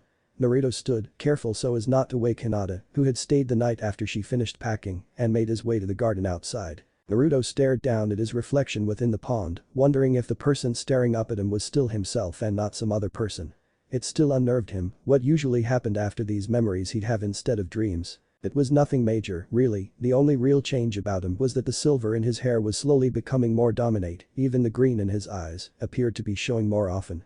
Yet he could feel the slight change in his personality, he could feel himself becoming more and more confident in his abilities. With each passing memory came that feeling of superiority. He knew he was becoming more and more like the Uchiha, and he loathed it. It bothered him, knowing that he may end up like the Uchiha, but he wasn't like that. He wasn't like the Uchiha, he was different in that he didn't think he was better than anyone, he simply knew that there were few that could beat him. Even so, he wondered what he was becoming, wondered if he was becoming someone else entirely. But did that really matter? His outward appearance may have changed, but he was still the same old Naruto that he had been, albeit more mature and much more like his adoptive father than he'd care to admit. And yet, he could almost see a different person stare back at him, the reflection having longer silver hair as well as green cat-like eyes. This bothered him, leading to doubts that his parents, both biological and adoptive, would remain proud of him were he to turn into this man that stared back at him. He felt Hinata's arms wrap around him, her voice whispering into his ear, "What's bothering you?" He was silent for a long moment, debating with himself if he should tell her. On one hand he knew he could trust her, but that same part of him didn't want to cause her to worry when it really wasn't anything to worry about. Yet he knew that she would not drop it, he knew that she could tell that something was indeed bothering him. Still, he didn't want to worry her for nothing. "Nothing is bothering me, Hinata-chan." He felt her grip tighten, he felt her head bury into the crook of his neck, and he could have sworn he felt something wet as well. "Don't do this, Naruto-kun, don't shut me out. Please, don't shut me out like you do with the villagers. I care too much about you, please talk to me." What was it that caused him to care more about her feelings than his own? He wanted to tell her, he wanted to talk to her, and yet he couldn't. His heart, despite the love and warmth that both his parents and Hinata had shown him, could not let anyone close to him. Before his family came along, he had simply been betrayed by ignorant villagers, children who pretended to be his friends, only to lead him to where their parents and other hateful villagers were waiting to beat him. Even when his family first adopted him, a small part of him continually remembered what had happened in the past, but that had been overridden as Diao-chan and Lu Bu treated him like their son. Now, he wanted to let Hinata into his heart, he just wasn't sure if he knew how. The two remained like that, even as the sun began to rise, and they both knew they should leave to go meet their team for the start of the mission, but neither of them wanted to move. Hinata knew that if she released him then he'd simply bottle up whatever it was that was bothering, and she couldn't allow that. Yet she knew she couldn't pressure him about it, she trusted him to tell her when he was ready, whenever that would be. 20 minutes later found Team 7 on the road heading for Nami no Kuni, apparently the man that they were guarding. Tazuna was an important bridge builder, he was also an old man and a drunk, but that's besides the point. Tazuna was building a bridge that would connect the islands of Nami no Kuni with the mainland, hoping the trade would be easier and his country could prosper. That was why he feared that bandits might try to kill him, so he hired ninja to protect him, though by the way that he was acting told Naruto that their client was hiding something. What it was didn't matter to the Namikaze boy, he knew that whatever it was he could defeat it. Speaking of challenges, there was a puddle off to the side of the road, which was strange because it hadn't rained in weeks. Naruto, not really in a good mood, launched one of the Fuma shuriken from its place on his forearm at the puddle. Two black-cloaked shinobi leapt out of the puddle, avoiding the giant shuriken that would have lopped off their heads. One of the shinobi had a large metallic claw on his right arm, a chain connected to a similar claw on the other enemy shinobi's left arm. Both of their forehead protectors, which held a slash through Kurigaku's symbol, were adorned with a horn, as well as a breathing mask. A faint smirk made its way onto Naruto's face, though he was still in no mood to play around, catching the Fuma shuriken on his forearm as it returned to him. Naruto threw the Fuma shuriken again, pinning the chain connecting the two Kirinin to the ground, though this didn't stop them. The chain disconnected from their gauntlets, the two charging forward, their claws blocked by both Genesis and Yukihime when they were within striking distance. The Kirinin had no time to react as an adachi sliced into their necks and separated their heads from their shoulders, killing the two instantly and dropping their corpses to the ground. "Naruto, why did you kill them? We could have questioned them and gotten information," Kakashi said, narrowing his eyes as he stood in front of the three genin. They were a threat and I dealt with them accordingly." "No need to go off and preach, Haddock-sensei," Naruto replied. Of course, what he wouldn't say was that he needed something to vent his anger, and the two Kirinin were just in the wrong place at the wrong time. Besides, I think Tazuna has some explaining to do. This caused everyone to stare at the bridge builder, who by now was looking for some way to get out of this predicament. "Fine," Tazuna said, finding no way of getting out of this explanation. "Nami no Kuni is a relatively small and poor country, and since we're surrounded by water, we rely on shipping to bring in supplies. A man by the name of Gato owns all of the shipping companies. Rumor has it that he's dealing under the table as well. My bridge is a threat to him and his company, so naturally he wants me dead." Kakashi sighed, things just got a whole lot more complicated. "Well, since this is now technically an A-rank mission, we should return to Konoha and get you a more proper escort. If you want to go back, Haddock-sensei, then I'm not stopping you. I don't know about you, but I don't care what or who this Gato person may send at us next. I welcome the challenge, Naruto said, continuing to walk down the path they were on. Tazuna-san, you coming? Tazuna, as well as Hinata, quickly caught up to the Namikaze boy, with Tazuna thanking the boy non-stop. Sasuke merely grunted before following. He would not be shown up. Besides, the Uchiha were unstoppable. No one could beat an Uchiha. Kakashi silently sighed to himself. He had a feeling this would happen. He wasn't about to let his team deal with this on their own, but that didn't mean he couldn't send word to the Hokage and request reinforcements. Summoning a small messenger dog, Kakashi gave it the scroll that he had written to send to the Hokage and followed his team. Naruto was getting restless. It had already been 3 days since their encounter with the Kiri missing nin, and they were currently heading towards Tazuna's home. They had taken a small boat so as to avoid detection from any of Gato's patrol boats. They hadn't encountered any problems. That was both good and bad. It was good because it meant that Tazuna was safe for the time being. It was bad because Naruto still had some anger to vent and had nothing to vent it at. Though he had the feeling that something was going to happen soon and he welcomed the challenge that would give. Naruto's hand lashed out to the side, sending the Fuuma shuriken into the bush, followed by a thunk sound as it embedded into a tree. As the team went to see what it was about, they found a rabbit, the Fuuma shuriken barely above its head. But what was strange was that the rabbit's fur was white, and since it was spring, it shouldn't be. Sasuke was about to insult Naruto about not knowing a rabbit from an enemy when Kakashi yelled out, "Get down." He tackled Tazuna, quickly followed by Sasuke and Hinata. Naruto, however, didn't move and instead spun on his heel. The resounding clang of metal against metal echoed in the clearing as Benitsune flashed, parrying the giant Zanbato and embedding it into the ground in front of the team. "Well, I wouldn't think a mere brat like you could deflect Kubikiri Haucho so easily," a figure said, landing beside the Zanbato. The figure, obviously male, if the heavily muscled chest was any indication, was wearing a black sleeveless shirt and pants, as well as grey arm and leg warmers. Bandages were covering the man's mouth and nose. "It's been a while since I've had a good Kenjutsu battle. Maybe you'll be somewhat decent, brat," he said before lifting the Zanbato out of the ground and resting it against his shoulder. "Naruto, stand down and protect Azuna.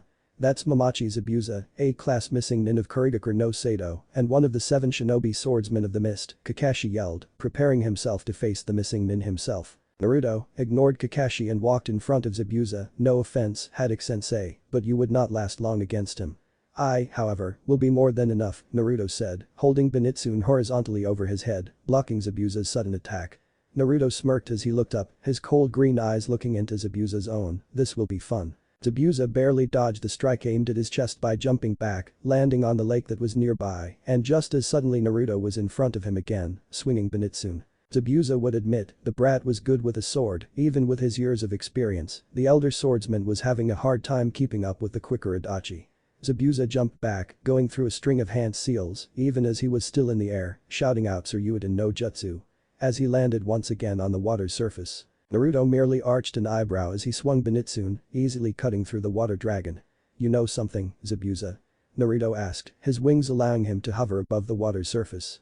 "I wanted to see what you were capable of and I'm not all that impressed." "Now I lend this," Naruto said, reversing his grip on the Adachi, the lightning once again springing to life and plunging it into the water. The electrical current surged through the water, stunning Zabuza and causing him to fall to his knees.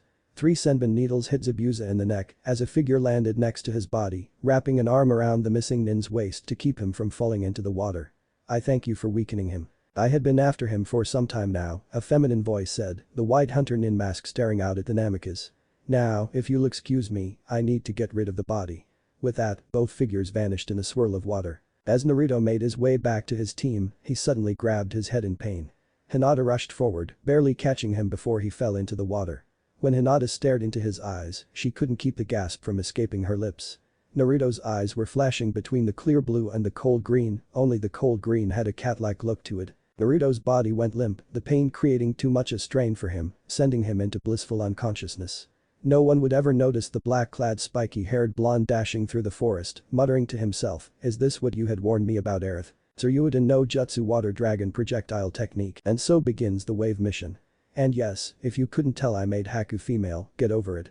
I've said I was going to do that in the other chapters, so deal with it and no ranting about it. I gave you enough warning. So, how many of you think Zabuza will live by the end of the mission? And what's with that ending? Well, I suppose that there's no real reason to hide it, but to those who don't know, I'm not going to say anything. You'll all just have to wait and find out now, won't you? Chapter 6. It had been a full day since their encounter with the missing Ninzabuza, and Naruto had yet to awaken from whatever had caused him to become unconscious, and Hinata was getting worried. Not that she minded looking after him, she wouldn't admit it out loud. Alright, she wanted to, yet she feared what Naruto's reaction would be, but she could honestly say that she loved him. Was it a childish crush? She didn't think it was. Why else would she remain by his side? She even refused to go and train with Kakashi and Sasuke, not that Kakashi would teach her anything. She knew that Kakashi was their sensei, however, like Naruto, she was frustrated in the fact that the Jounin would only teach Sasuke. It took all of her self-control not to take Yukihime and free something very precious to the two males. Not wanting her anger to get the best of her, Hinata shook her head trying to clear her thoughts. She turned her head slightly as she heard the door open slightly. She sighed in annoyance as she saw Izuna's young grandson, Inari, looking into the room.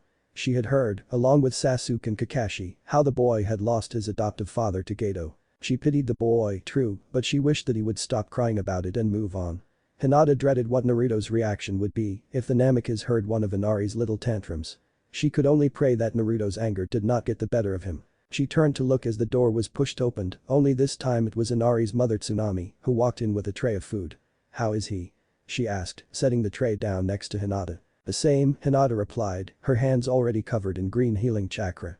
She ran her hands over his body looking for something, anything, that could explain why he had collapsed so suddenly. But no matter how many times she checked, she found nothing wrong with him. As far as she could tell, there was nothing that was keeping him from waking up any second, so why wasn't he? Hinata ran her hand along Naruto's whisker marks, either an attempt to rouse him from his prolonged slumber or to calm herself down. She neither knew nor cared. "Hinata-san, you must be tired. Why don't you go and rest? I'll watch over him and alert you should anything happen," Tsunami said, hoping to get the young teen to rest and recover. "Aye," Hinata said, running her hand through his unbound hair. She had removed the headdress along with Naruto's long coat when they had been given the room. "I won't leave his side, not until he awakens." Tsunami merely gave a small nod before walking out of the room to leave to the two young teens alone. Hinata tried keeping her eyes opened, but the day's events exhausted her, draining her strength. She lowered herself next to Naruto, her head resting against his chest as she unconsciously moved closer to his body. Her last thoughts as her eyes closed were, "Please be alright, Naruto-kun." When Naruto awoke the next day, he briefly wondered where he was until he realized he was probably in Izuna's house. He tried pushing himself up, only to be weighed down by something on his chest. He looked down to find Hinata resting peacefully, their legs having somehow gotten entangled during the night. A small part of him didn't want to wake her, yet another part of him wondered why she would stay with him. Or was he simply fooling himself? Did he know the reason yet not want to admit it to himself? Or was he afraid of losing his only friend if he ever did admit it? As much as he wanted to continue to think about it, they were on a mission and he couldn't allow his emotions to get the better of him. If that happened, Naruto knew that he wouldn't train as hard as he should, or he'd do something that could endanger everyone. He'd be the first to admit that, while he was impassive most of the time, there were occasionally times when he would lose control of his emotions. Usually when he was in the middle of a training match, his anger and frustration getting the better of him. When that happened, it felt like he was pushed into an uncontrolled rage, and that was why he always tried to keep a hold on his emotions. His mind slowly wandered back to when he had been knocked unconscious. It was strange, to say the least. It almost felt like something had been trying to take over his body from the inside. And even then it felt more like a reaction to something in the area, but what could it have been? Both the Hunter Nin and Zabuza's body had been gone when it occurred, so it had to be something else. Well, he hadn't sensed anyone else, considering that he had missed the presence of the Hunter Nin, it was likely that there could have been someone else there at the time. It didn't matter at the present time, whatever it was, Naruto would be ready in the future. He looked down when he felt Hinata tighten her grip, staring into her lavender-colored eyes.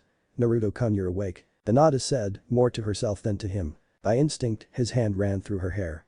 When he finally did realize it, his hand froze. After a few seconds pause, he gently moved Hinata off his body so that he could get up and stretch. He reached for his long coat, once again putting it on, followed by the feathered headdress. He checked the seal on his wrist, satisfied when he saw the kanji there signaling that benihime was stored away. Naruto headed for the door, but stopped when he once again felt Hinata's arms wrap around him from behind. "What happened?" "I was worried about you, Naruto-kun." "I'm alright, Hinata-chan. Come, my muscles are stiff and I could use a good spar." With that, the two teens left the house, saying a quick goodbye to Tsunami and informing Kakashi where they were heading. It took a good half an hour to find a clearing with a pond, and when they did, they walked out onto its surface. Hinata drew Yukihime from its sheath as benihime appeared in Naruto's hand. "Alright, the same as always. No special ability, just pure kenjutsu." Hinata nodded once and immediately charged at Naruto. Later that night, Naruto and Hinata returned to Tezuna's house just in time for a nice quiet supper. Or, at least it would have been a quiet supper had Inari not yelled at the ninja. Why? Why do you do it? You'll all just end up dying at Gato's hands. So why bother? HMPH, like I care what he sends at me, Naruto said, I like a good challenge. Hinata held her breath, praying that Inari didn't say the wrong thing and set Naruto off. Unfortunately Hinata's prayers wouldn't be answered as Inari yelled out, you think you're so strong.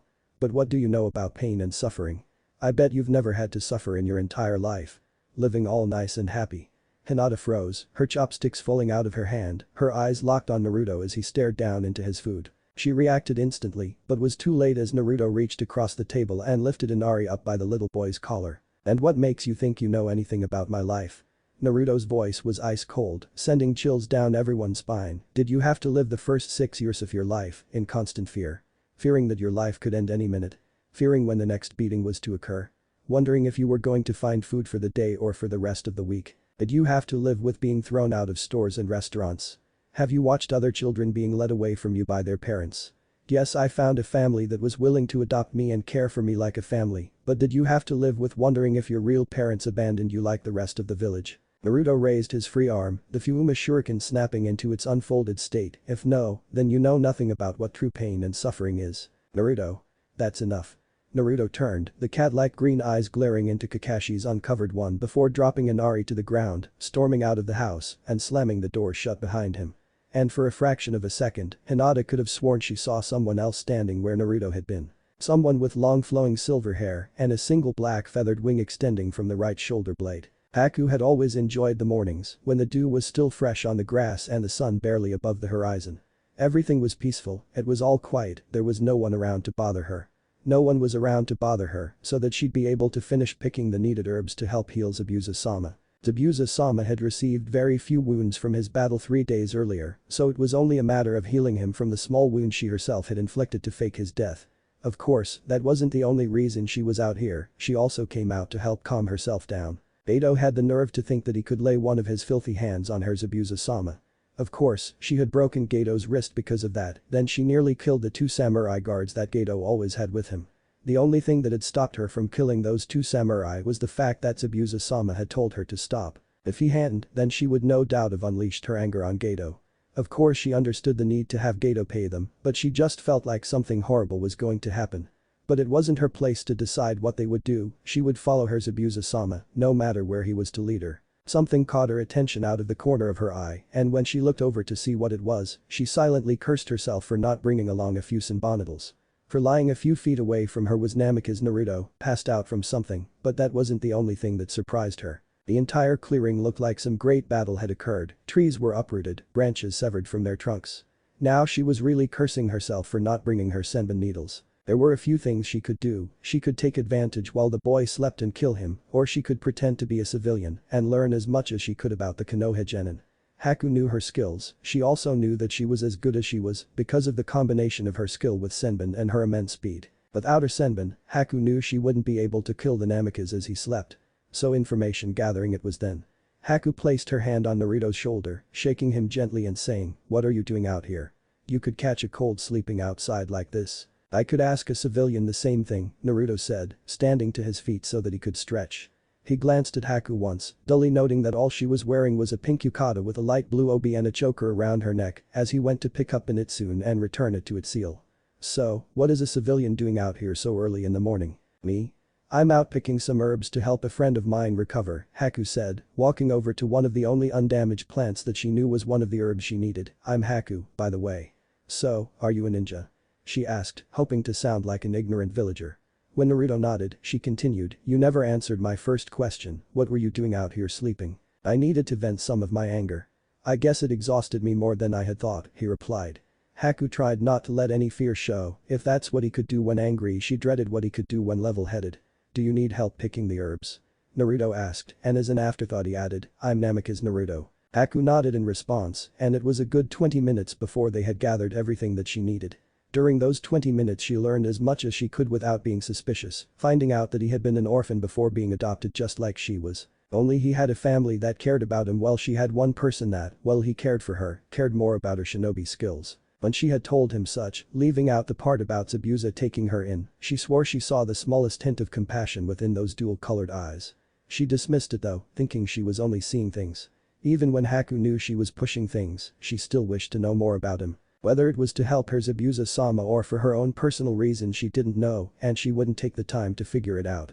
There was, however, one last thing she wanted to know. Tell me, do you have someone precious to you? At his slightly confused look, it was very difficult to tell with his impassiveness, she continued, someone who you care for more than anything in the world. Someone you would do anything for. Someone you couldn't bear to see in any sort of pain. Someone you would die to protect. Why was she asking this? Maybe she was looking for something or someone who shared what she thought. Maybe she knew that one of them would die during the upcoming battle she knew would take place, and she didn't want what she believed to be lost. Naruto took the time to think that over. Other than his parents, who did he have? The only one he could think of was Hinata. But could he say that he truly cared about her to the point where he'd do anything for her? Did he care for her to the point where he didn't want to see her in any pain? He couldn't say he wanted to say that he did, he just couldn't. And that irritated him. How much time had he and Hinata spent together? How many times had she done what he asked and yet never asked for anything in return? How many times had she stood by him?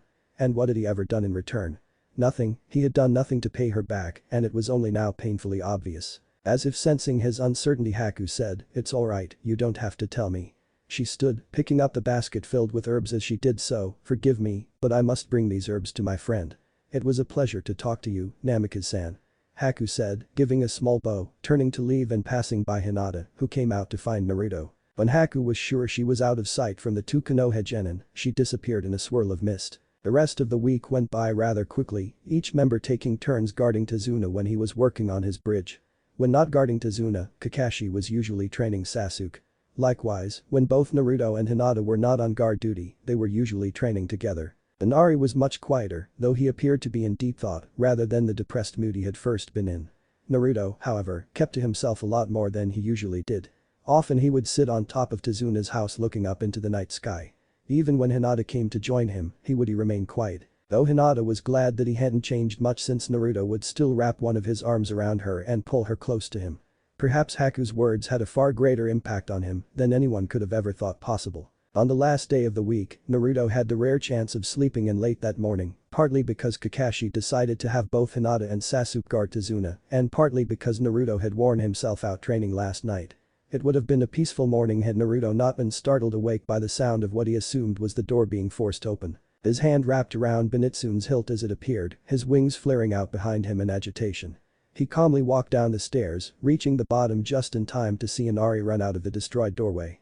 His wings flapped once, propelling him out of the house and in the air without anyone seeing him. Naruto took in the scene below him. Apparently Tsunami had been kidnapped by two samurai and appeared to be unconscious at the time. Naruto frowned when Inari ran blindly at the two samurai, forcing Naruto to dive down and block the two samurai's katana. Naruto struck with Benitsune, easily cutting through both katana and both of the samurai's necks like a hot knife through butter. Normally he would stay and make sure that both Inari and Tsunami were fine and out of any danger, but if his instincts were right, then Naruto knew something was happening at the bridge.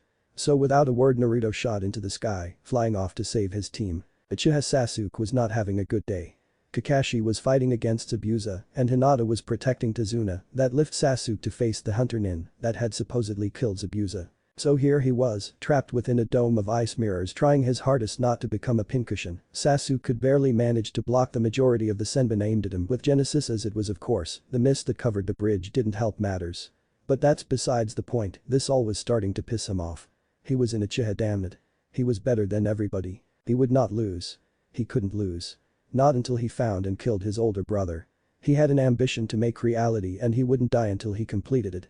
Do you have what it takes to win? Was he hearing things? The hunter nin hadn't talked since Sasuke had been trapped within the dome of mirrors. Are you willing to do anything to win? Are you willing to give up everything to reach your dream, your ambition? Yes, damn it, yes. He'd do anything to obtain the power to achieve his ambition. He had sworn he would kill his brother, he had sworn that he would avenge the clan, and he swore that he would do anything to do it. Are you willing to become a monster? To forsake all that you have learned and all that you once believed? It didn't matter to him what he had to become. As long as he was able to kill Itachi. He'd become the devil himself if he could gain the power to do so. Then admit it. Say it and power shall be yours. And that's what Sasuke did. We are monsters. Sasuke watched in amazement as a large black feathered wing erupted from his left shoulder blade, curving around in front of him to block the thrown senbon. He closed his eyes, basking in the power rush he felt, a cold chuckle escaping his throat. He opened his eyes, revealing blood-red irises, along with 2 comma-shaped markings surrounding the pupil in each of his eyes. Sasuke held Genesis in front of him, running his hand along the red blade and watching as it lit up in crimson fire, a sadistic smirk gracing his lips. He'd show them all now, he'd show them all that he was the strongest. He'd show them all why the Uchiha were feared. His smirk vanished the second he felt something collide with his neck, sending him into blissful unconsciousness. By this time Naruto had landed outside of the dome, watching Sasuke drop limply to the ground. He stood there, even as the ice mirrors melted and Haku stood there, the hunter nin mask that once covered her face held in her hand. As Naruto stared into her eyes he could see the growing sadness, as if she didn't want to fight, but knew she had to. "You know, Haku-san," Naruto said, "the Namikaze is a powerful clan within Konoha. We'd be able to protect both you and Zabuza." "I'm sorry, Naruto-san, however I shall follow Zabuza-sama, and if he tells me to fight, then I will fight," she said, replacing the mask on her face and readying some senbon. The sound of thousands of birds chirping and Zabuza's voice yelling out "eat shit and die haddock" drew their attention away from each other. Haku hesitated for a fraction of a second, but any indecisiveness she may have had was overpowered with her sense to protect what was most important to her. Naruto gave chase, only stopping when he saw her kneeling on the ground, her eyes wide and all but dead to the world around her. He glanced up, noticing that Kakashi's fist was shoved through Zabuza's chest. Naruto looked back at Haku, seeing her fall unconscious to the ground, her mind unable to accept the fact that not only was her entire reason for being alive was dead, but she had also been unable to protect it. With the battle over, the mist that once covered the bridge cleared, Hinata came up to stand beside Naruto. Tazuna collapsed to the ground, grateful that his life was no longer in any danger. Kakashi drew his hand out of Zabuza, walked past the corpse and the unconscious body of Haku, and went to check if Sasuke was alright. Suddenly, Hinata pushed Naruto away, catching a crossbow bolt in the stomach and dropping to the ground. "Too bad the girl had to die, she would have made an excellent toy for my men." Everyone's attention was drawn to the end of the unfinished bridge, where Geto was standing behind an army of mercenaries. Naruto's rage boiled, his left hand bursting into blue flames. With an animalistic shout Naruto launched the ball of blue flame at the mercenary group. The blast, however, was unfocused and not aimed properly, resulting in it crashing into the pavement of the bridge, covering Geto's forces within a cloud of dust. Naruto, however, didn't give them a chance to counter as he disappeared into the dust cloud. Screams could be heard as the mercenaries were meeting their end to Benitsun's blade. When the dust settled, Tazuna and Kakashi couldn't restrain the gasp that escaped their throats. There was Naruto, floating in front of Geto, Benitsun held to the businessman's throat. But it wasn't what Naruto was doing, rather, what Naruto looked like. First and most noticeable was the fact that Naruto only had one black feathered wing extending from his right shoulder blade flaring out above him. The next was the fact that Naruto's hair reached down to his waist, becoming completely silver in color. "Kneel down and show me the side of you begging for mercy." Naruto's voice was iced cold, his cold cat-like green eyes glaring into Geto. Kakashi also took notice of what happened to the mercenaries, finding not a single one of them remained in one piece. Weapons and human alike were either in 2 pieces or were sliced into several different pieces. Geto fell on his backside in fear, stuttering out different bribes to try and save his pathetic life. All of this fell on deaf ears, and having enough Naruto impaled Geto through the heart. The silver-haired Namikaze dropped from where he had been floating as the power boost left him, his hair returning to its normal shoulder length, though staying completely silver and his single wing remaining. The Namikaze staggered over to where Hinata had fallen, kneeling down next to her and resting his forehead against her own. Unseen by anyone, a black dust traveled from his left shoulder blade, gathering around Hinata's wound before being absorbed into her body. Yukihime glowed a slight blue, and what happened next left everyone speechless. Ice crystals started to gather around Hinata's right shoulder blade, quickly forming a dragon-like wing. Those ice crystals condensed, forming a dragon wing made of diamond. The wound on her stomach also healed, and Naruto, seeing that she would be alright, collapsed from exhaustion on top of her. Kakashi sighed to himself, now he had 4 unconscious teens he had to make sure were alright. Unknown to Kakashi, another spiky-haired blonde male had watched the battle, running off and trying to think of what to do sure now that he had found what he had been warned about. Ai translates as no. Anji refers to the characters which Japanese write in. Ninjutsu refers to skills with a katana or sword techniques. Senbon needles. Now that was a chapter. I can't tell you how many times I laughed when I wrote out Sasuke's fight with Haku. Though now what's happening with him? And before you yell at me for giving the Uchiha more power, remember that he is still powerless against Naruto. Sorry to those who wish to see Zabuza live and return to Konoha, but for what I thought up for Haku it needed to be done. At least Zabuza went like any proud swordsman would, I think. Alright, now who is Naruto looking more and more like? And to those who know where the line Naruto said to Gato came from, you know it had to go there. Now all 3 members of Team 7 have a single wing. What's up with that? And who is that at the end of the chapter? Chapter 7. Yao-chan sat at her vanity within the master bedroom of the Namikaze estates, tending to her hair. Her lord Lu Bu remained sleeping on the bed, exhausted from the previous night's activities. She found it strange that Lu Bu could stand and fight for hours on end, yet sharing the bed with her for a single night exhausted him far beyond anything else he could do. She prided herself on the fact that she could last longer than the mighty Lu Bu, though she was just as exhausted as he was afterwards. Not that she was complaining, it was just that with raising Naruto, there had been far less time to spend alone, and she had almost forgotten what he was like, but God did it feel good to be reminded. She giggled to herself, remembering the look on Lu Bu's face when she had first sung and danced for him, the flustered look upon his face, how his eyes followed every move she made. At the time she had thought little of it, she had seen the same look on dozens of others that had seen her dance, but there was something different within those obsidian eyes. Something other than those lustful gazes she would often attract, and that had so bothered her. Eventually it got to the point where she sought him out to spend time with him, trying to figure out what she had seen. So fixated on him was she that he was the only one to see her dance, the only one to hear her sing. She didn't understand why she followed him, why he allowed her to follow her. Not until they were somehow dragged into one of the battles of the Third Great Shinobi War. The first nation to fall was Kusa no Kuni. Since the Grass Nation had no shinobi village of their own, the forces of Iwagakure quickly took control. Then the Stone Ninja quickly made their way into Hai no Kuni, starting with the village that she and Lu Bu had been living in. By the time Konoha arrived, the invading force had been repelled and Lu Bu stood out on the battlefield alone, with sky piecers separated into 2 double-bladed halberds. The Konoha that saw this tried to get Lu Bu to join their side in the war effort, but he declined, saying that it was none of his concern. She had found that strange at the time. From the time she had spent with him, she was sure nothing mattered more to him than a good fight. So why had he declined? He never explained why he had declined the offer to fight in the war, instead taking her to live out farther away from the border, only a mile or 2 away from Konohagakure no Sato. There they lived in peace, and yet it still bothered her that she had yet to find what it was that she had first seen in Lu Bu's eyes that caused her to follow him. That curiosity was replaced with a sense of deep caring for the dark armor-clad warrior. Soon, she found herself caring more and more for Lu Bu, admitting to herself that she had finally fallen in love with him. She knew he cared for her as she cared for him, so why hadn't she told him how she felt? She supposed that her beloved went through the same thoughts, or maybe she was waiting for him to admit it to himself. Whatever the reason, it didn't matter to her, she was with her beloved and that was enough for her. Even to this day he had not uttered the 3 words "I love you" to her, but she understood that it wasn't like him to show that kind of affection. Yes, they were married in the sense that they had vowed to remain with the other, yet there was no ceremony, no elaborate wedding that many people often wanted. No, neither she nor he were the type to want something like that. It was enough to know that he loved her, and though he never said it out loud, she knew he did.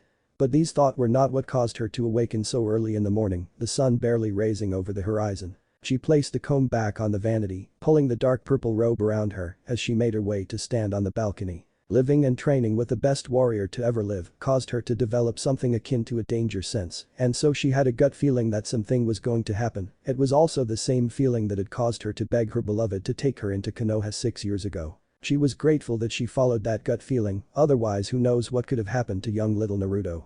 But this feeling was different than the other times. It was as if she knew something terrible had happened, yet everything would work out in the end. It was very strange to say the least. Perhaps she was reading too much into it, but she couldn't shake the feeling that something happened to Naruto. He was dead. Zabuza-sama was dead. She failed him, failed to protect him, and failed to make his dream a reality. She was nothing now, nothing but a broken tool with no master. These were the thoughts going through Haku's mind as she stared at her hands with dead eyes. There was nothing left, no more reason for her to live, her purpose had been crushed. Zabuza-sama had saved her, gave her a meaning to life and a purpose in life. With him dead there was nothing. She lost a man she considered her second father, now her dreams were ruined and her mind was shattered. Memories flashed before her eyes of times long past when she was nothing more than a poor and innocent little girl. Her family had been living in Mizu no Kuni, true they were poor, but it hadn't mattered, they were happy and content. She had been told of the Kekkei Genkai purge, where any clan with a Kekkei Genkai were massacred. She had been told by her father that those clans had been blamed for the years of civil war within Mizu no Kuni, and that was why they were slaughtered. She hadn't understood at the time why her mother always seemed so tensed whenever her father mentioned it. Her young mind didn't care why at the time, but it all changed with a single mistake, a mistake she wished she could erase. The day had started out like any other, her father had been away for one reason or another, while she and her mother were outside their house. Her mother had been washing some clothes and she had been playing around, and that's when she discovered her special ability. She found that she could manipulate the water around her, bend it to her will and make anything she wanted out of it. She showed this to her mother who slapped her and told her to never do it again. Realizing what she had done, her mother embraced her, sobbing and saying she was sorry over and over again. She thought everything would turn out alright, but it would not be so. Her father had seen everything, and that's when everything started to spiral downwards. Her father killed her mother right in front of her eyes and slowly turned to her. So fearful was she that something within her snapped, not knowing what had happened or how it had happened, she walked away from her house and her old life. The place where she had once lived skewered with giant icicles. She took to living on the streets, fearful of what would happen should anyone discover what she could do. Until the day he found her, Zabuza-sama found her, took her in and cared for her. Trusting that he wouldn't hurt her, she showed him her ability in manipulating water, and he was the one that told her she held a Kekkei Genkai. She understood then, that was the reason why her mother had been killed, because she and her mother held a Kekkei Genkai that had been so feared and hated within Mizuno Kuni. That was when Zabuza-sama offered to train her, keeping her and her abilities hidden from the rest of Kuritaker no Sato and the other 7 shinobi swordsmen.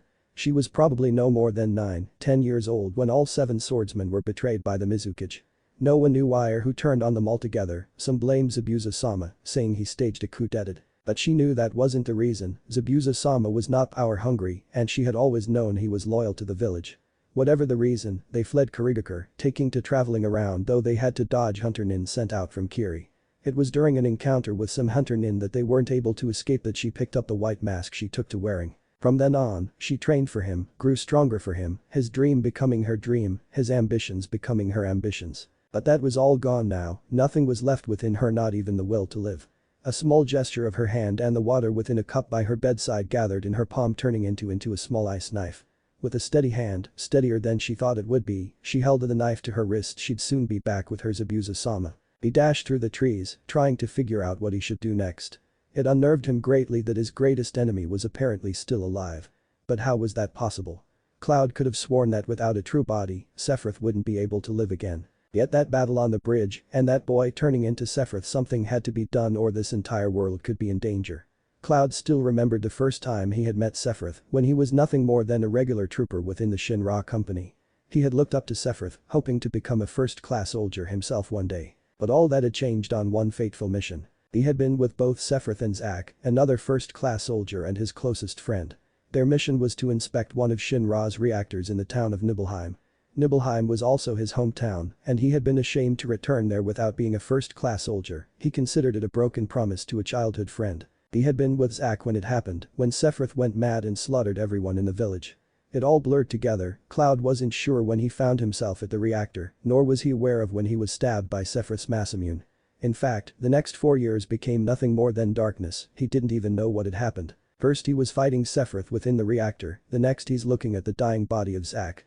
With the last of his strength, Zack gave Cloud the Buster Sword that he used. With Buster Sword in hand, Cloud made his way to the city of Midgar, believing himself to be a first-class soldier, his amnesic mind replacing his own memories with the stories that Zack told him. Eventually he met a group calling themselves Avalanche, a group of people against the Shinra Power Company. Shinra was using what people called Mako energy, better known as the lifestream that circled the planet and gave it life. Avalanche believed that if it wasn't stopped then the planet would die, so they set out to bring the company down. It wasn't until Sephiroth returned, killing the president of Shinra and threatening the destruction of the planet. The battle against Sephiroth caused the death of a dear friend, Aerith Gainsborough, who he thought he could love given more time to spend with her. But they had succeeded, Sephiroth was killed and Shinra was torn apart, but the city of Midgar had been ruined.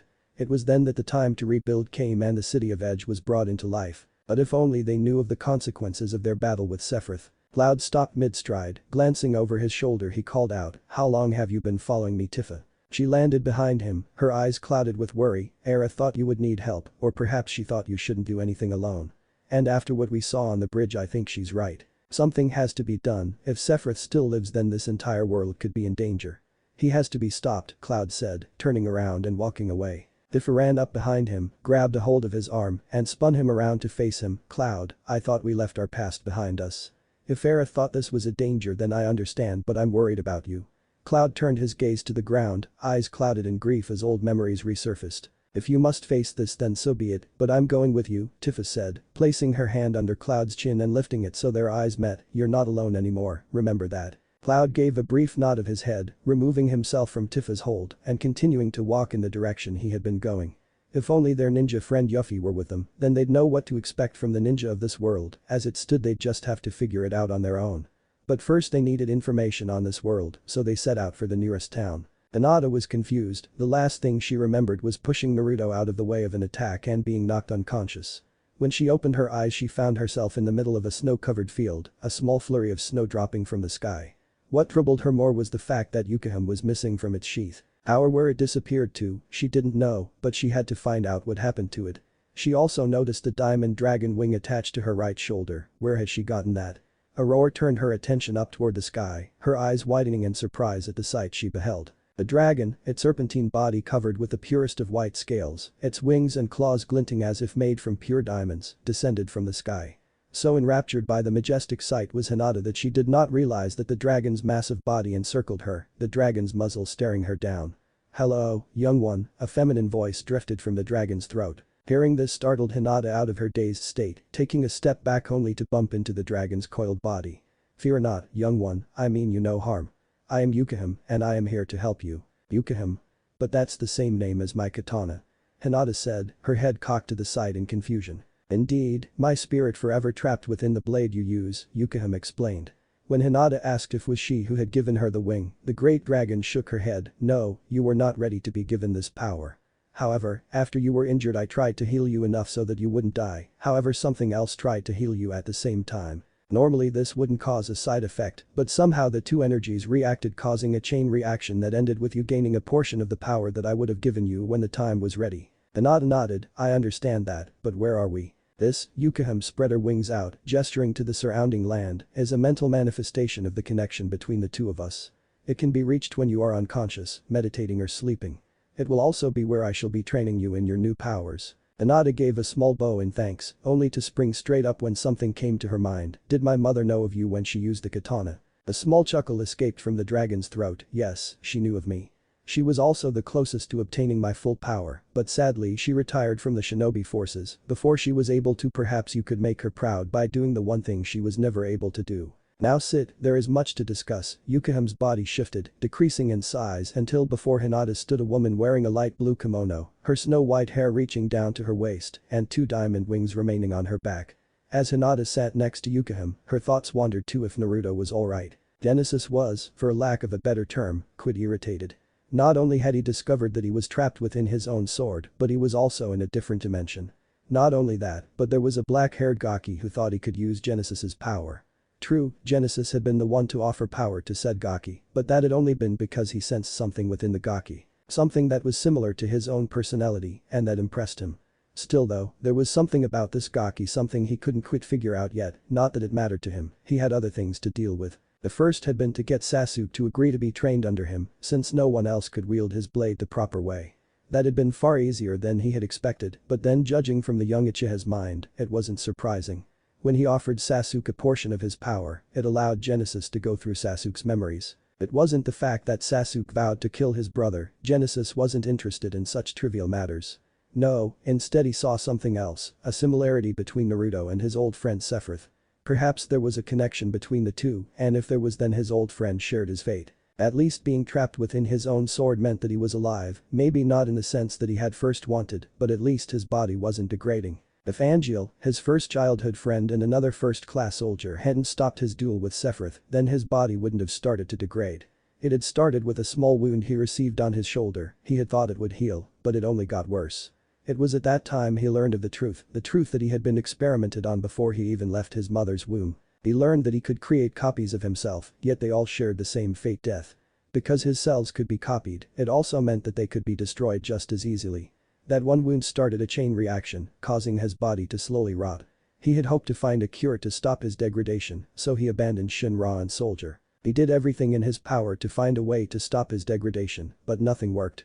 His search led him to a being called Genova. It was said that cells from this being could grant immense power. No one knew where Genova was being kept, but he remembered one thing. There was a Shinra research mansion in Nibelheim, so he started his search there. That's where he learned of the experiment called Project S, or better known as Project Sephiroth.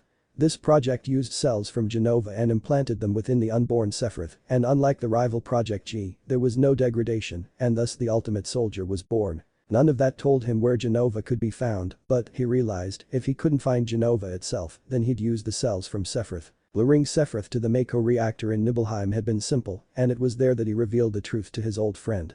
It had been his hope that knowing the truth would cause Sephiroth to join him, and in doing so, give up a few of his cells. But Sephiroth declined, saying that he could go and rot. At that point he didn't care what his words could do to Sephiroth, all he cared about was finding a way to stop his degradation.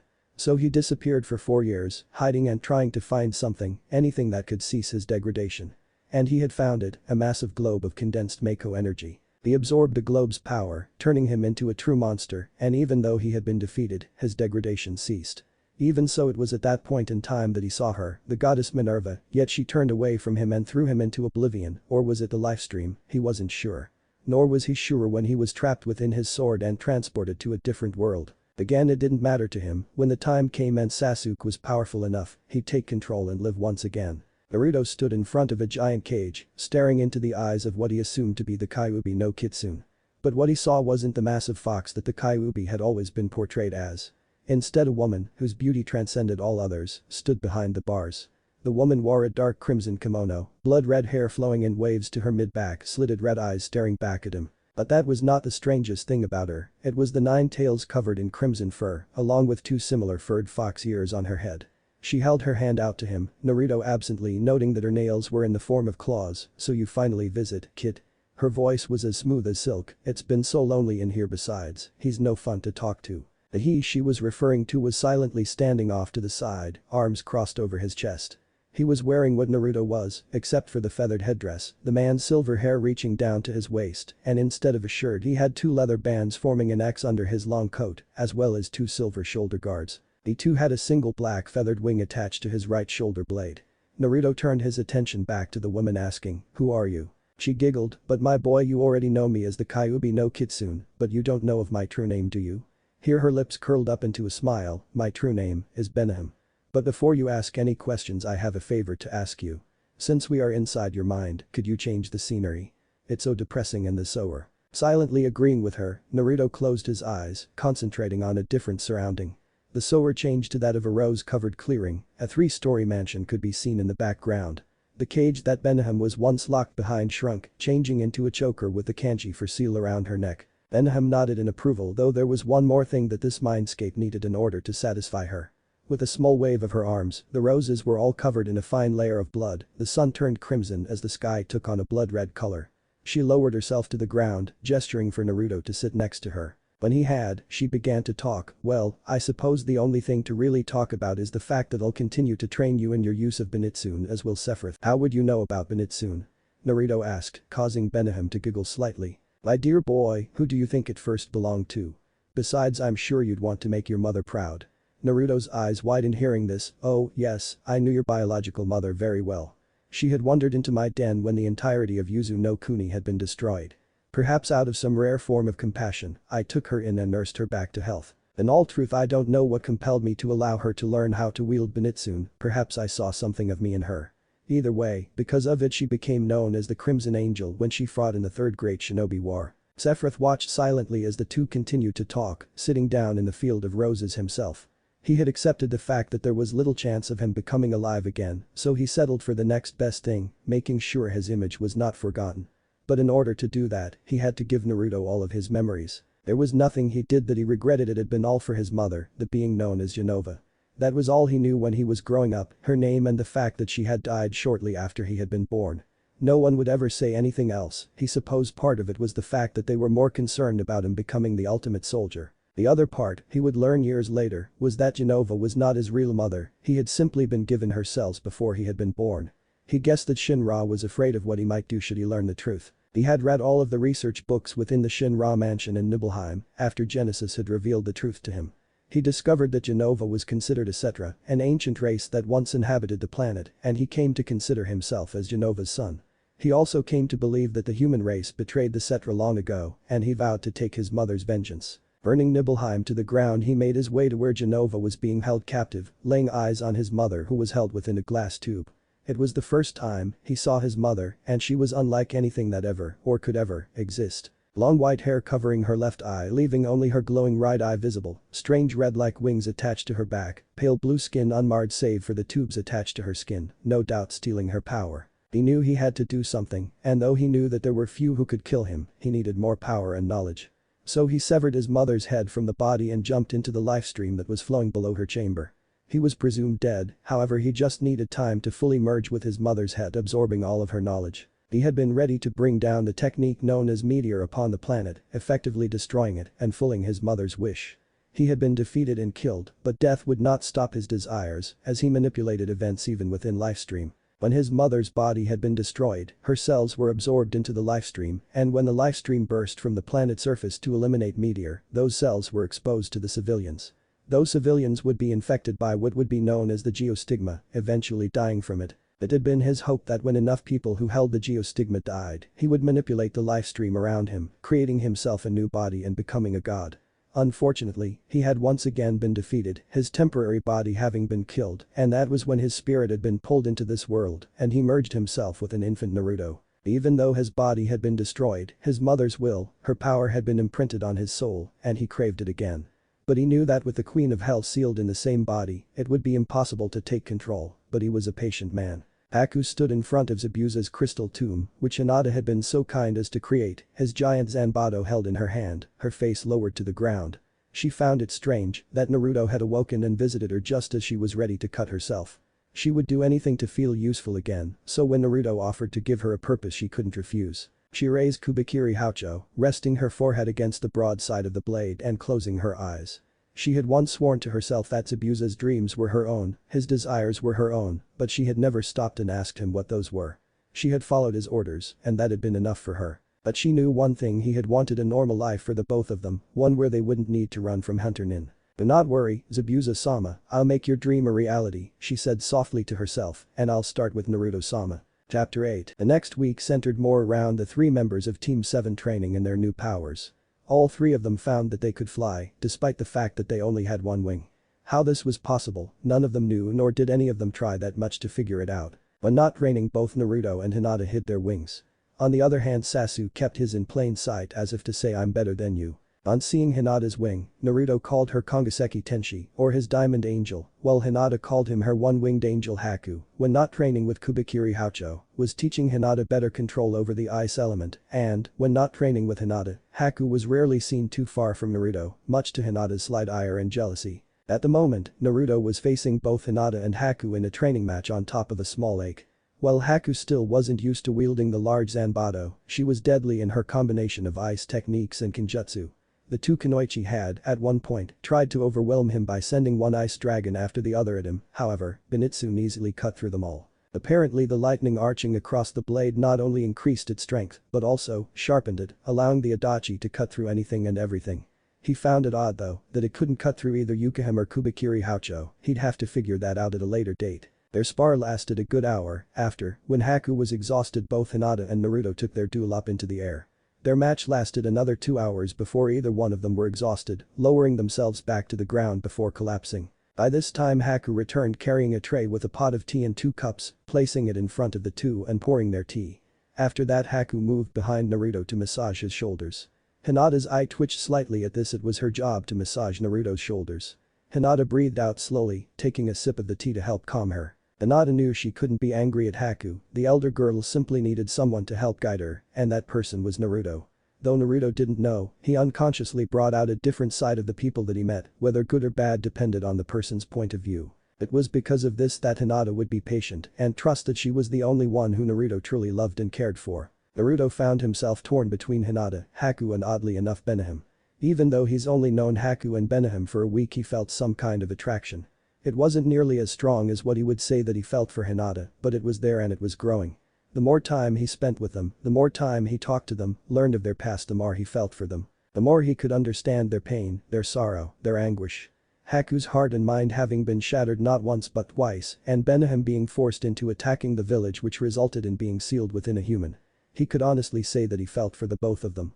Yet he felt like he was betraying Hinata's trust in him. He knew that he cared deeply about Hinata, more so than he'd admit, and he knew that if he ended up falling in love with the other two, it may cause Hinata to be hurt, and he'd never want that. Later that night found Naruto, Haku and Hinata sleeping in the clearing, both girls using one side of his chest as a pillow and his arms around their waist keeping them close. But Naruto could not sleep that night, being kept awake by his restless thoughts. As if in response to his unease, Benihime's familiar presence surrounded him, and while she couldn't manifest outside of his mind, he could still sense and feel her. He could feel her arms around his neck, her body pressing on his where neither Haku nor Hinata's did, her voice whispering into his ear, "What's got you bothered, Naruto-kun?" He didn't respond to her, already knowing that she sensed whatever it was that he was thinking. "Ah, so that's it, isn't it? You're worried that if you love two other women you'll hurt Hinata's heart, whom you already feel for." She paused here, taking a few moments to collect her thoughts. There's no way of knowing for certain how she'll react, but in the end it all comes down to you and your trust in her as well. Her mind spoken, he thought she would have retreated back into his mind, instead a soft melody drifted into his ears. It was not like those soft and peaceful melodies his mother had sung to him when he was younger, instead, this was darker in tune. Still though, while it was dark, it was peaceful, calming his mind and causing him to fall into a peaceful slumber. Benihime continued her melody even after she already knew he had fallen asleep, the red mist that was her power spilling forth from Naruto's body, covering the three teens and keeping them warm. Benihime would admit that Naruto had impressed her, not many could go through the life he did and end up still slightly sane. She wasn't sure if he was completely sane, but at least he wasn't insane of course, that may still be up for debate, but it didn't worry her. This she admired about him, this impressed her, and perhaps this was the reason why she allowed him to wield the full power of Zenitsu. She'd admit that Kushina had been extremely skilled with the Adachi, but she couldn't wield the full power. Only Benihime could, after all, that blade had been made for her, crafted to channel her unlimited power. But now Naruto had the chance to do something that his biological mother had always dreamed of doing. Because she was bound to his soul as he was to her, this allowed him access to her powers which in turn allowed the full power of her blade to be unlocked. He had the potential of becoming the strongest being alive, and she would make sure that he obtained that title. After all, with both her power and Sephiroth's power, Naruto would become well-nigh invincible. She unconsciously licked her lips, happily dreaming of the blood that would soon stain her blade. Naruto stood within the council chambers back in Konohagakure 3 days later, the rest of Team 7 to his left and Haku to his right, and he was getting more annoyed by the minute. He didn't know why the entire council demanded to be present during the mission report, he guessed that they wanted to know how good the Uchiha did. Well, at least Kakashi didn't change anything in the report to favor the Uchiha like he did during training. Many on the council glared at him or had looks of worry on their faces when they heard the part about him slaughtering Gato's group. He knew what they were thinking, is the seal breaking? Is the fox gaining control?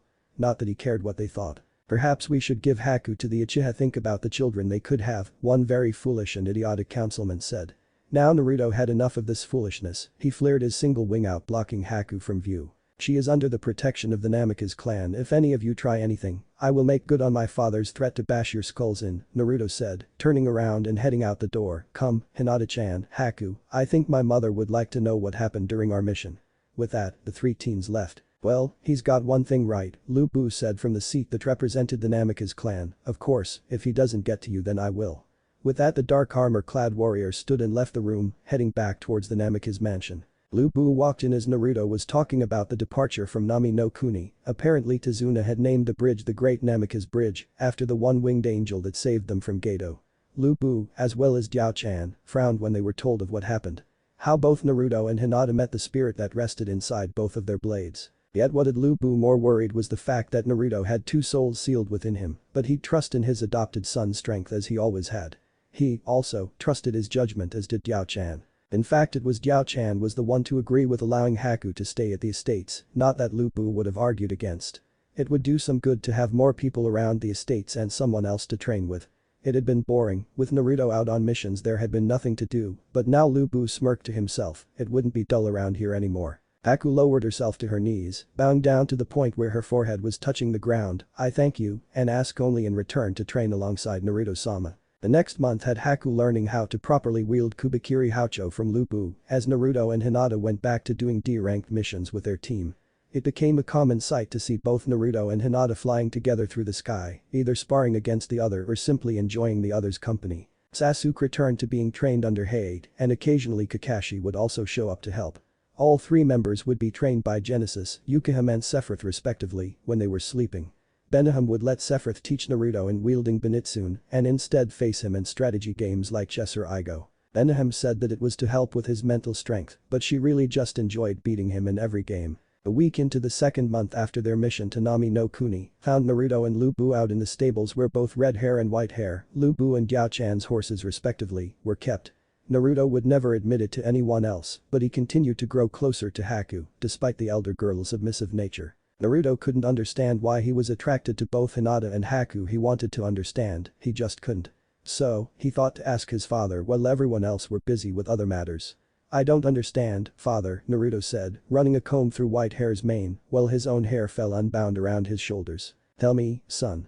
Do you know why Yao-chan will follow me, regardless of what she feels? Do you know why I will do what she wishes even if it is not something I want?" Lu Bu asked, running the brush over red hair's massive body. When Naruto did not answer, he continued, "It is because we care for each other, because we love each other. I may never say the words I love you, but there is no need for it. We simply know that one would never do anything to hurt the other. That, my son, is the highest form of love there is." Lu Bu switched out the brush he was using for a comb and moved to groom the red horse's mane. "Besides," Lu Bu added with a small chuckle, "the last time I checked, Konoha's laws said that the last of a clan can take on multiple wives." This statement caused Naruto to freeze in what he was doing, making Lu Bu laugh. He just loved it when he got those kinds of reactions from his adoptive son. It was a good 5 minutes before Naruto returned to grooming the horse, a frown gracing his lips, "But wouldn't I still hurt Hinata-chan in some way?" Lu Bu set the comb aside, running his fingers through the horse's mane. "Naruto, you are still young, only 12. You have the rest of your life ahead of you. Give it some time, you will either only love Hinata or you will grow to love both, possibly more, and who knows, perhaps Hinata will come to understand." Naruto moved out of the stall that white hair was kept in, moving, so he stood in front of the one red hair was in, giving a small bow to his father and heading out of the stable, retrieving his headdress as he went. Lu Bu smiled to himself, "He sure is something, isn't he?" He said more to himself as he patted the horse's neck. Red hair shook its neck in agitation, as if to say, "Why haven't you taken me out yet?"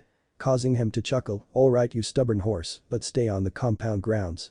He led the two horses out of the stable to graze in the grass. Naruto had been looking around the village for Hinata and Haku, if for no other reason than to check on the two and see about spending the rest of the day together. Though what his father said had gotten to him taking on more than one wife. Could he even love more than one woman? Could he even open his heart to more than one? If he couldn't even let Hinata close to his heart, what chance was there that he could allow more than one person? Even as he walked, he could feel the phantom touches of Benihime's arm circling around his neck, feel her warm presence around him. That was another thing on his mind, how Benihime acted as if she cared about him just as much as he cared about Hinata. Even before he knew who was inside, he could still remember feeling this warm presence. He remembered that when he was young, at night when he was cold, there was something there that caused him to become warm. At the time he neither knew nor did he find out who was doing this, some part of him must not have cared. He could even remember, when he was still only 6 and alone, the few times when he had awoken from a nightmare crying or just hearing some noise in the night that caused him to fear someone was coming to hurt him. He remembered a warm presence calming him. He could still remember this presence whispering in his ear, singing a soft but dark melody to help him sleep at night. But that presence had disappeared when he was adopted, replaced by his adoptive mother. Was he completely sure that it was Benihime's presence that he felt? He wasn't, but who else could it be? Sephiroth certainly didn't seem like the type to do something like that. Then there was the fact that if it was indeed Benihime, was she doing it because she cared about him like Hinata did, or did she care for him like Yao-chan does? He wanted to believe that it was the former, but the latter was much more plausible. Regardless, he was thankful for the comfort that her presence brought him. It seemed that there was little that could calm him down recently, and the only thing that could was either Hinata, Haku or Benihime's presence separately or together. His interest piqued by a commotion on the other side of the fence. Interested, he used his wing to float up and stand on the top. From there he saw Konohamaru, his friends Yuden and Mogi, along with Sakura, facing against two others he didn't easily recognize. One was female, blonde hair tied in 4 ponytails, wearing a battle kimono which, in truth, was more like a miniskirt. The other was male, at least, he hoped was male. The full black bodysuit and cat ears attached to the hood made it hard to know for sure. The male had picked up Konohamaru by the little boy's collar when the female next to him said, "Kankuro, stop it. You know how Gaara will feel if he found out about this." The male, now known as Kankuro, drew his fist back, "Don't worry about it, Tamari. I'll just teach this little brat a lesson, then we can leave. Besides, if we don't say anything, then Gaara won't find out about it." Tamari shook her head, heading over to lean against the fence to show that she had no part in this. I'd suggest that you put the grandson of the Hokage down, Naruto said, crossing his arms across his chest, plus, he turned his head to the side, where a red-haired teen was standing upside down on a tree branch. I don't think he'd like that. Hankuro's eyes widened in surprise as he looked where Naruto was, dropping Konohamaru in the process, the little kid running to where his friends were hiding behind Sakura. Hankuro, enough or I'll kill you, the redhead said, before he turned to face Naruto. I apologize for my teammate. The redhead stared at Naruto before his eyes narrowed as if in confusion. Who are you, and why is it that mother wants your blood? Naruto raised an eyebrow, about to say his name when he felt Benihime's presence strengthen, surrounding him in a visible red mist, taking on a crude version of her human form. This caused the redhead to grab his head in pain, disappearing in a swirl of sand reappearing in front of his teammates. I am Sabaku no Gaara. Naruto floated down to stand in front of Gaara. Namek is Naruto. Benihime's presence withdrew enough so that it was no longer visible, but Naruto grinned when she whispered something into his ear. So he wasn't the only one with a demon sealed inside of him. Of course, looking closer Naruto could see the thick black rings around Gaara's eyes that resembled those around a tanuki. Though at first he thought it was merely out of insomnia. Well, if Gaara was a demon container then things were really going to become interesting. Naruto walked forward, stopping when he was next to Gaara's right. Tell the Ichibi no Shukaku that Benihime is watching, and she is not pleased. Naruto didn't wait for Gaara's reaction, he merely continued on like nothing happened. He was smirking to himself when he encountered another group of genin who bore the symbol of Kumagakure no Sado. Two of the members were of little interest to him. One female with long black hair and a male with spiky blonde hair with what appeared to be a small zanbato strapped to the back of his waist. No, it was the Kunoichi with the long blonde hair and a ponytail with slanted cat-like eyes that interested him the most. There was something about her, what he wasn't sure. He could hear Benihime laughing deep within his mind which he ignored. It was the spiky-haired male that spoke first. Just who are you? Usually one gives their own name first when visiting another village or asking another regardless. I am Namikaze Naruto, he said, glancing at the only male on the team. There was something there as well, though not in the same sense as Yujito, perhaps he'd have to ask Sephiroth later. The blonde female of the group stepped forward. I'm Nai Yujito. This is Strife Cloud, she gestured towards the blonde male, and this is Lockhart Tifa, she gestured to the other female, and we're here for the Chunin exams that are to take place here. Well, that would explain why there were so many teams from different villages gathering. Naruto smirked, things were certainly going to get interesting around here of course, he'd only be able to take the Chunin exams if Kakashi thought the team was ready. Not that he was worried about that, the council would want to show off the Uchiha's power to all of the other countries in the exams. An eager smile spread across his face as he walked on. He couldn't wait. Hinata stood within the garden in the Hyuga estate, watching as the koi fish swam in the pond. This was the only place she could truly calm down. The only place where she'd be able to think without anyone or anything interrupting her. And it was here that she found herself questioning not only her emotions but herself as well. It was here that she found herself questioning what she was to Naruto. She had admitted long ago that she had fallen in love with him, but what was it about him that caused this? Was it nothing more than a childish crush? No, it wasn't, she had already told herself that, but one question still bothered her. What was she to Naruto? He cared about her, she knew he did. So why was it that she was so worried? Or was it simply the fact that Haku was living there at the estates and spent more time with Naruto? Was she jealous? She'd be lying if she said she wasn't. Or was she worrying about nothing? She knew Haku needed something to give her a purpose, to have a meaning in life. It was how Haku was raised, and Hinata understood that, she did, but how far did Haku's loyalty go? Would it eventually turn from blind loyalty to something else? Would Haku see in Naruto what Hinata saw? She was reminded of what Yao-chan had told her once, you don't know how you fall in love with someone, nor why you fall in love with someone, you just do. She knew Naruto was, how should she put it, emotionally challenged. Though she knew that was more because of the first 6 years of his life. But she accepted that part of him, knowing that it was difficult for him to allow others into his heart. She knew that Haku could understand him and his pain far easier than she could. Both of them being orphans at one point, whereas she was the Hyuga princess as some of the students in the academy had called her once. Yet despite all of that, she still found herself falling for him and he had still come to care deeply about her. That was proof that he was letting her into his heart, that was proof that he was opening up to her, that was proof that they could eventually be together. It was a small ray of light surrounded by darkness, but she held on to that. Even the memories of his kind smile never left her mind. She missed that smile of his, he rarely ever did smile anymore, and if he did, it was the smirk he usually had during a fight. Was it because he was no longer happy? Was it because he no longer remembered his emotions? She knew that wasn't true, but she wished there was something that she could do to make him happy. That was why she always tried to distract him, why she was always next to his side trying to make him happy. And if she should learn that being with Haku would make him happy, as much as it pained her to admit it, she wouldn't do anything to harm the two. As much as she wanted to be with him and be his wife, his happiness meant more to her than her own feelings. She could only continue to do what she had always done, be with him no matter where he went. I know that this is much like a filler chapter, but that's what I wanted. Anyway, the Chunin exams are starting and it appears that Cloud and Tifa are now part of Kumo. That'll be fun. Though it was really more of a way to get Yujito into the story since I wasn't really sure how to do that. But anyway, it still works. Hangaseki Tenshi means Diamond Angel and I thank Dragonman 180 for that. Now on another note, I'm still up for suggestions about what name I should use for Nibi. I'm also wondering what Crimson Angel is in Japanese, so if anyone knows that or can find out I would be most grateful. Well, I hope that you have enjoyed that chapter and please review and tell me your thoughts. What if Naruto wields benihime council bashing? Thanks for watching my video till the end. If you enjoy this content, then do consider subscribing to my channel and leave a like if you guys need the next part, comment down, and thanks for watching the video and see you guys in the next video.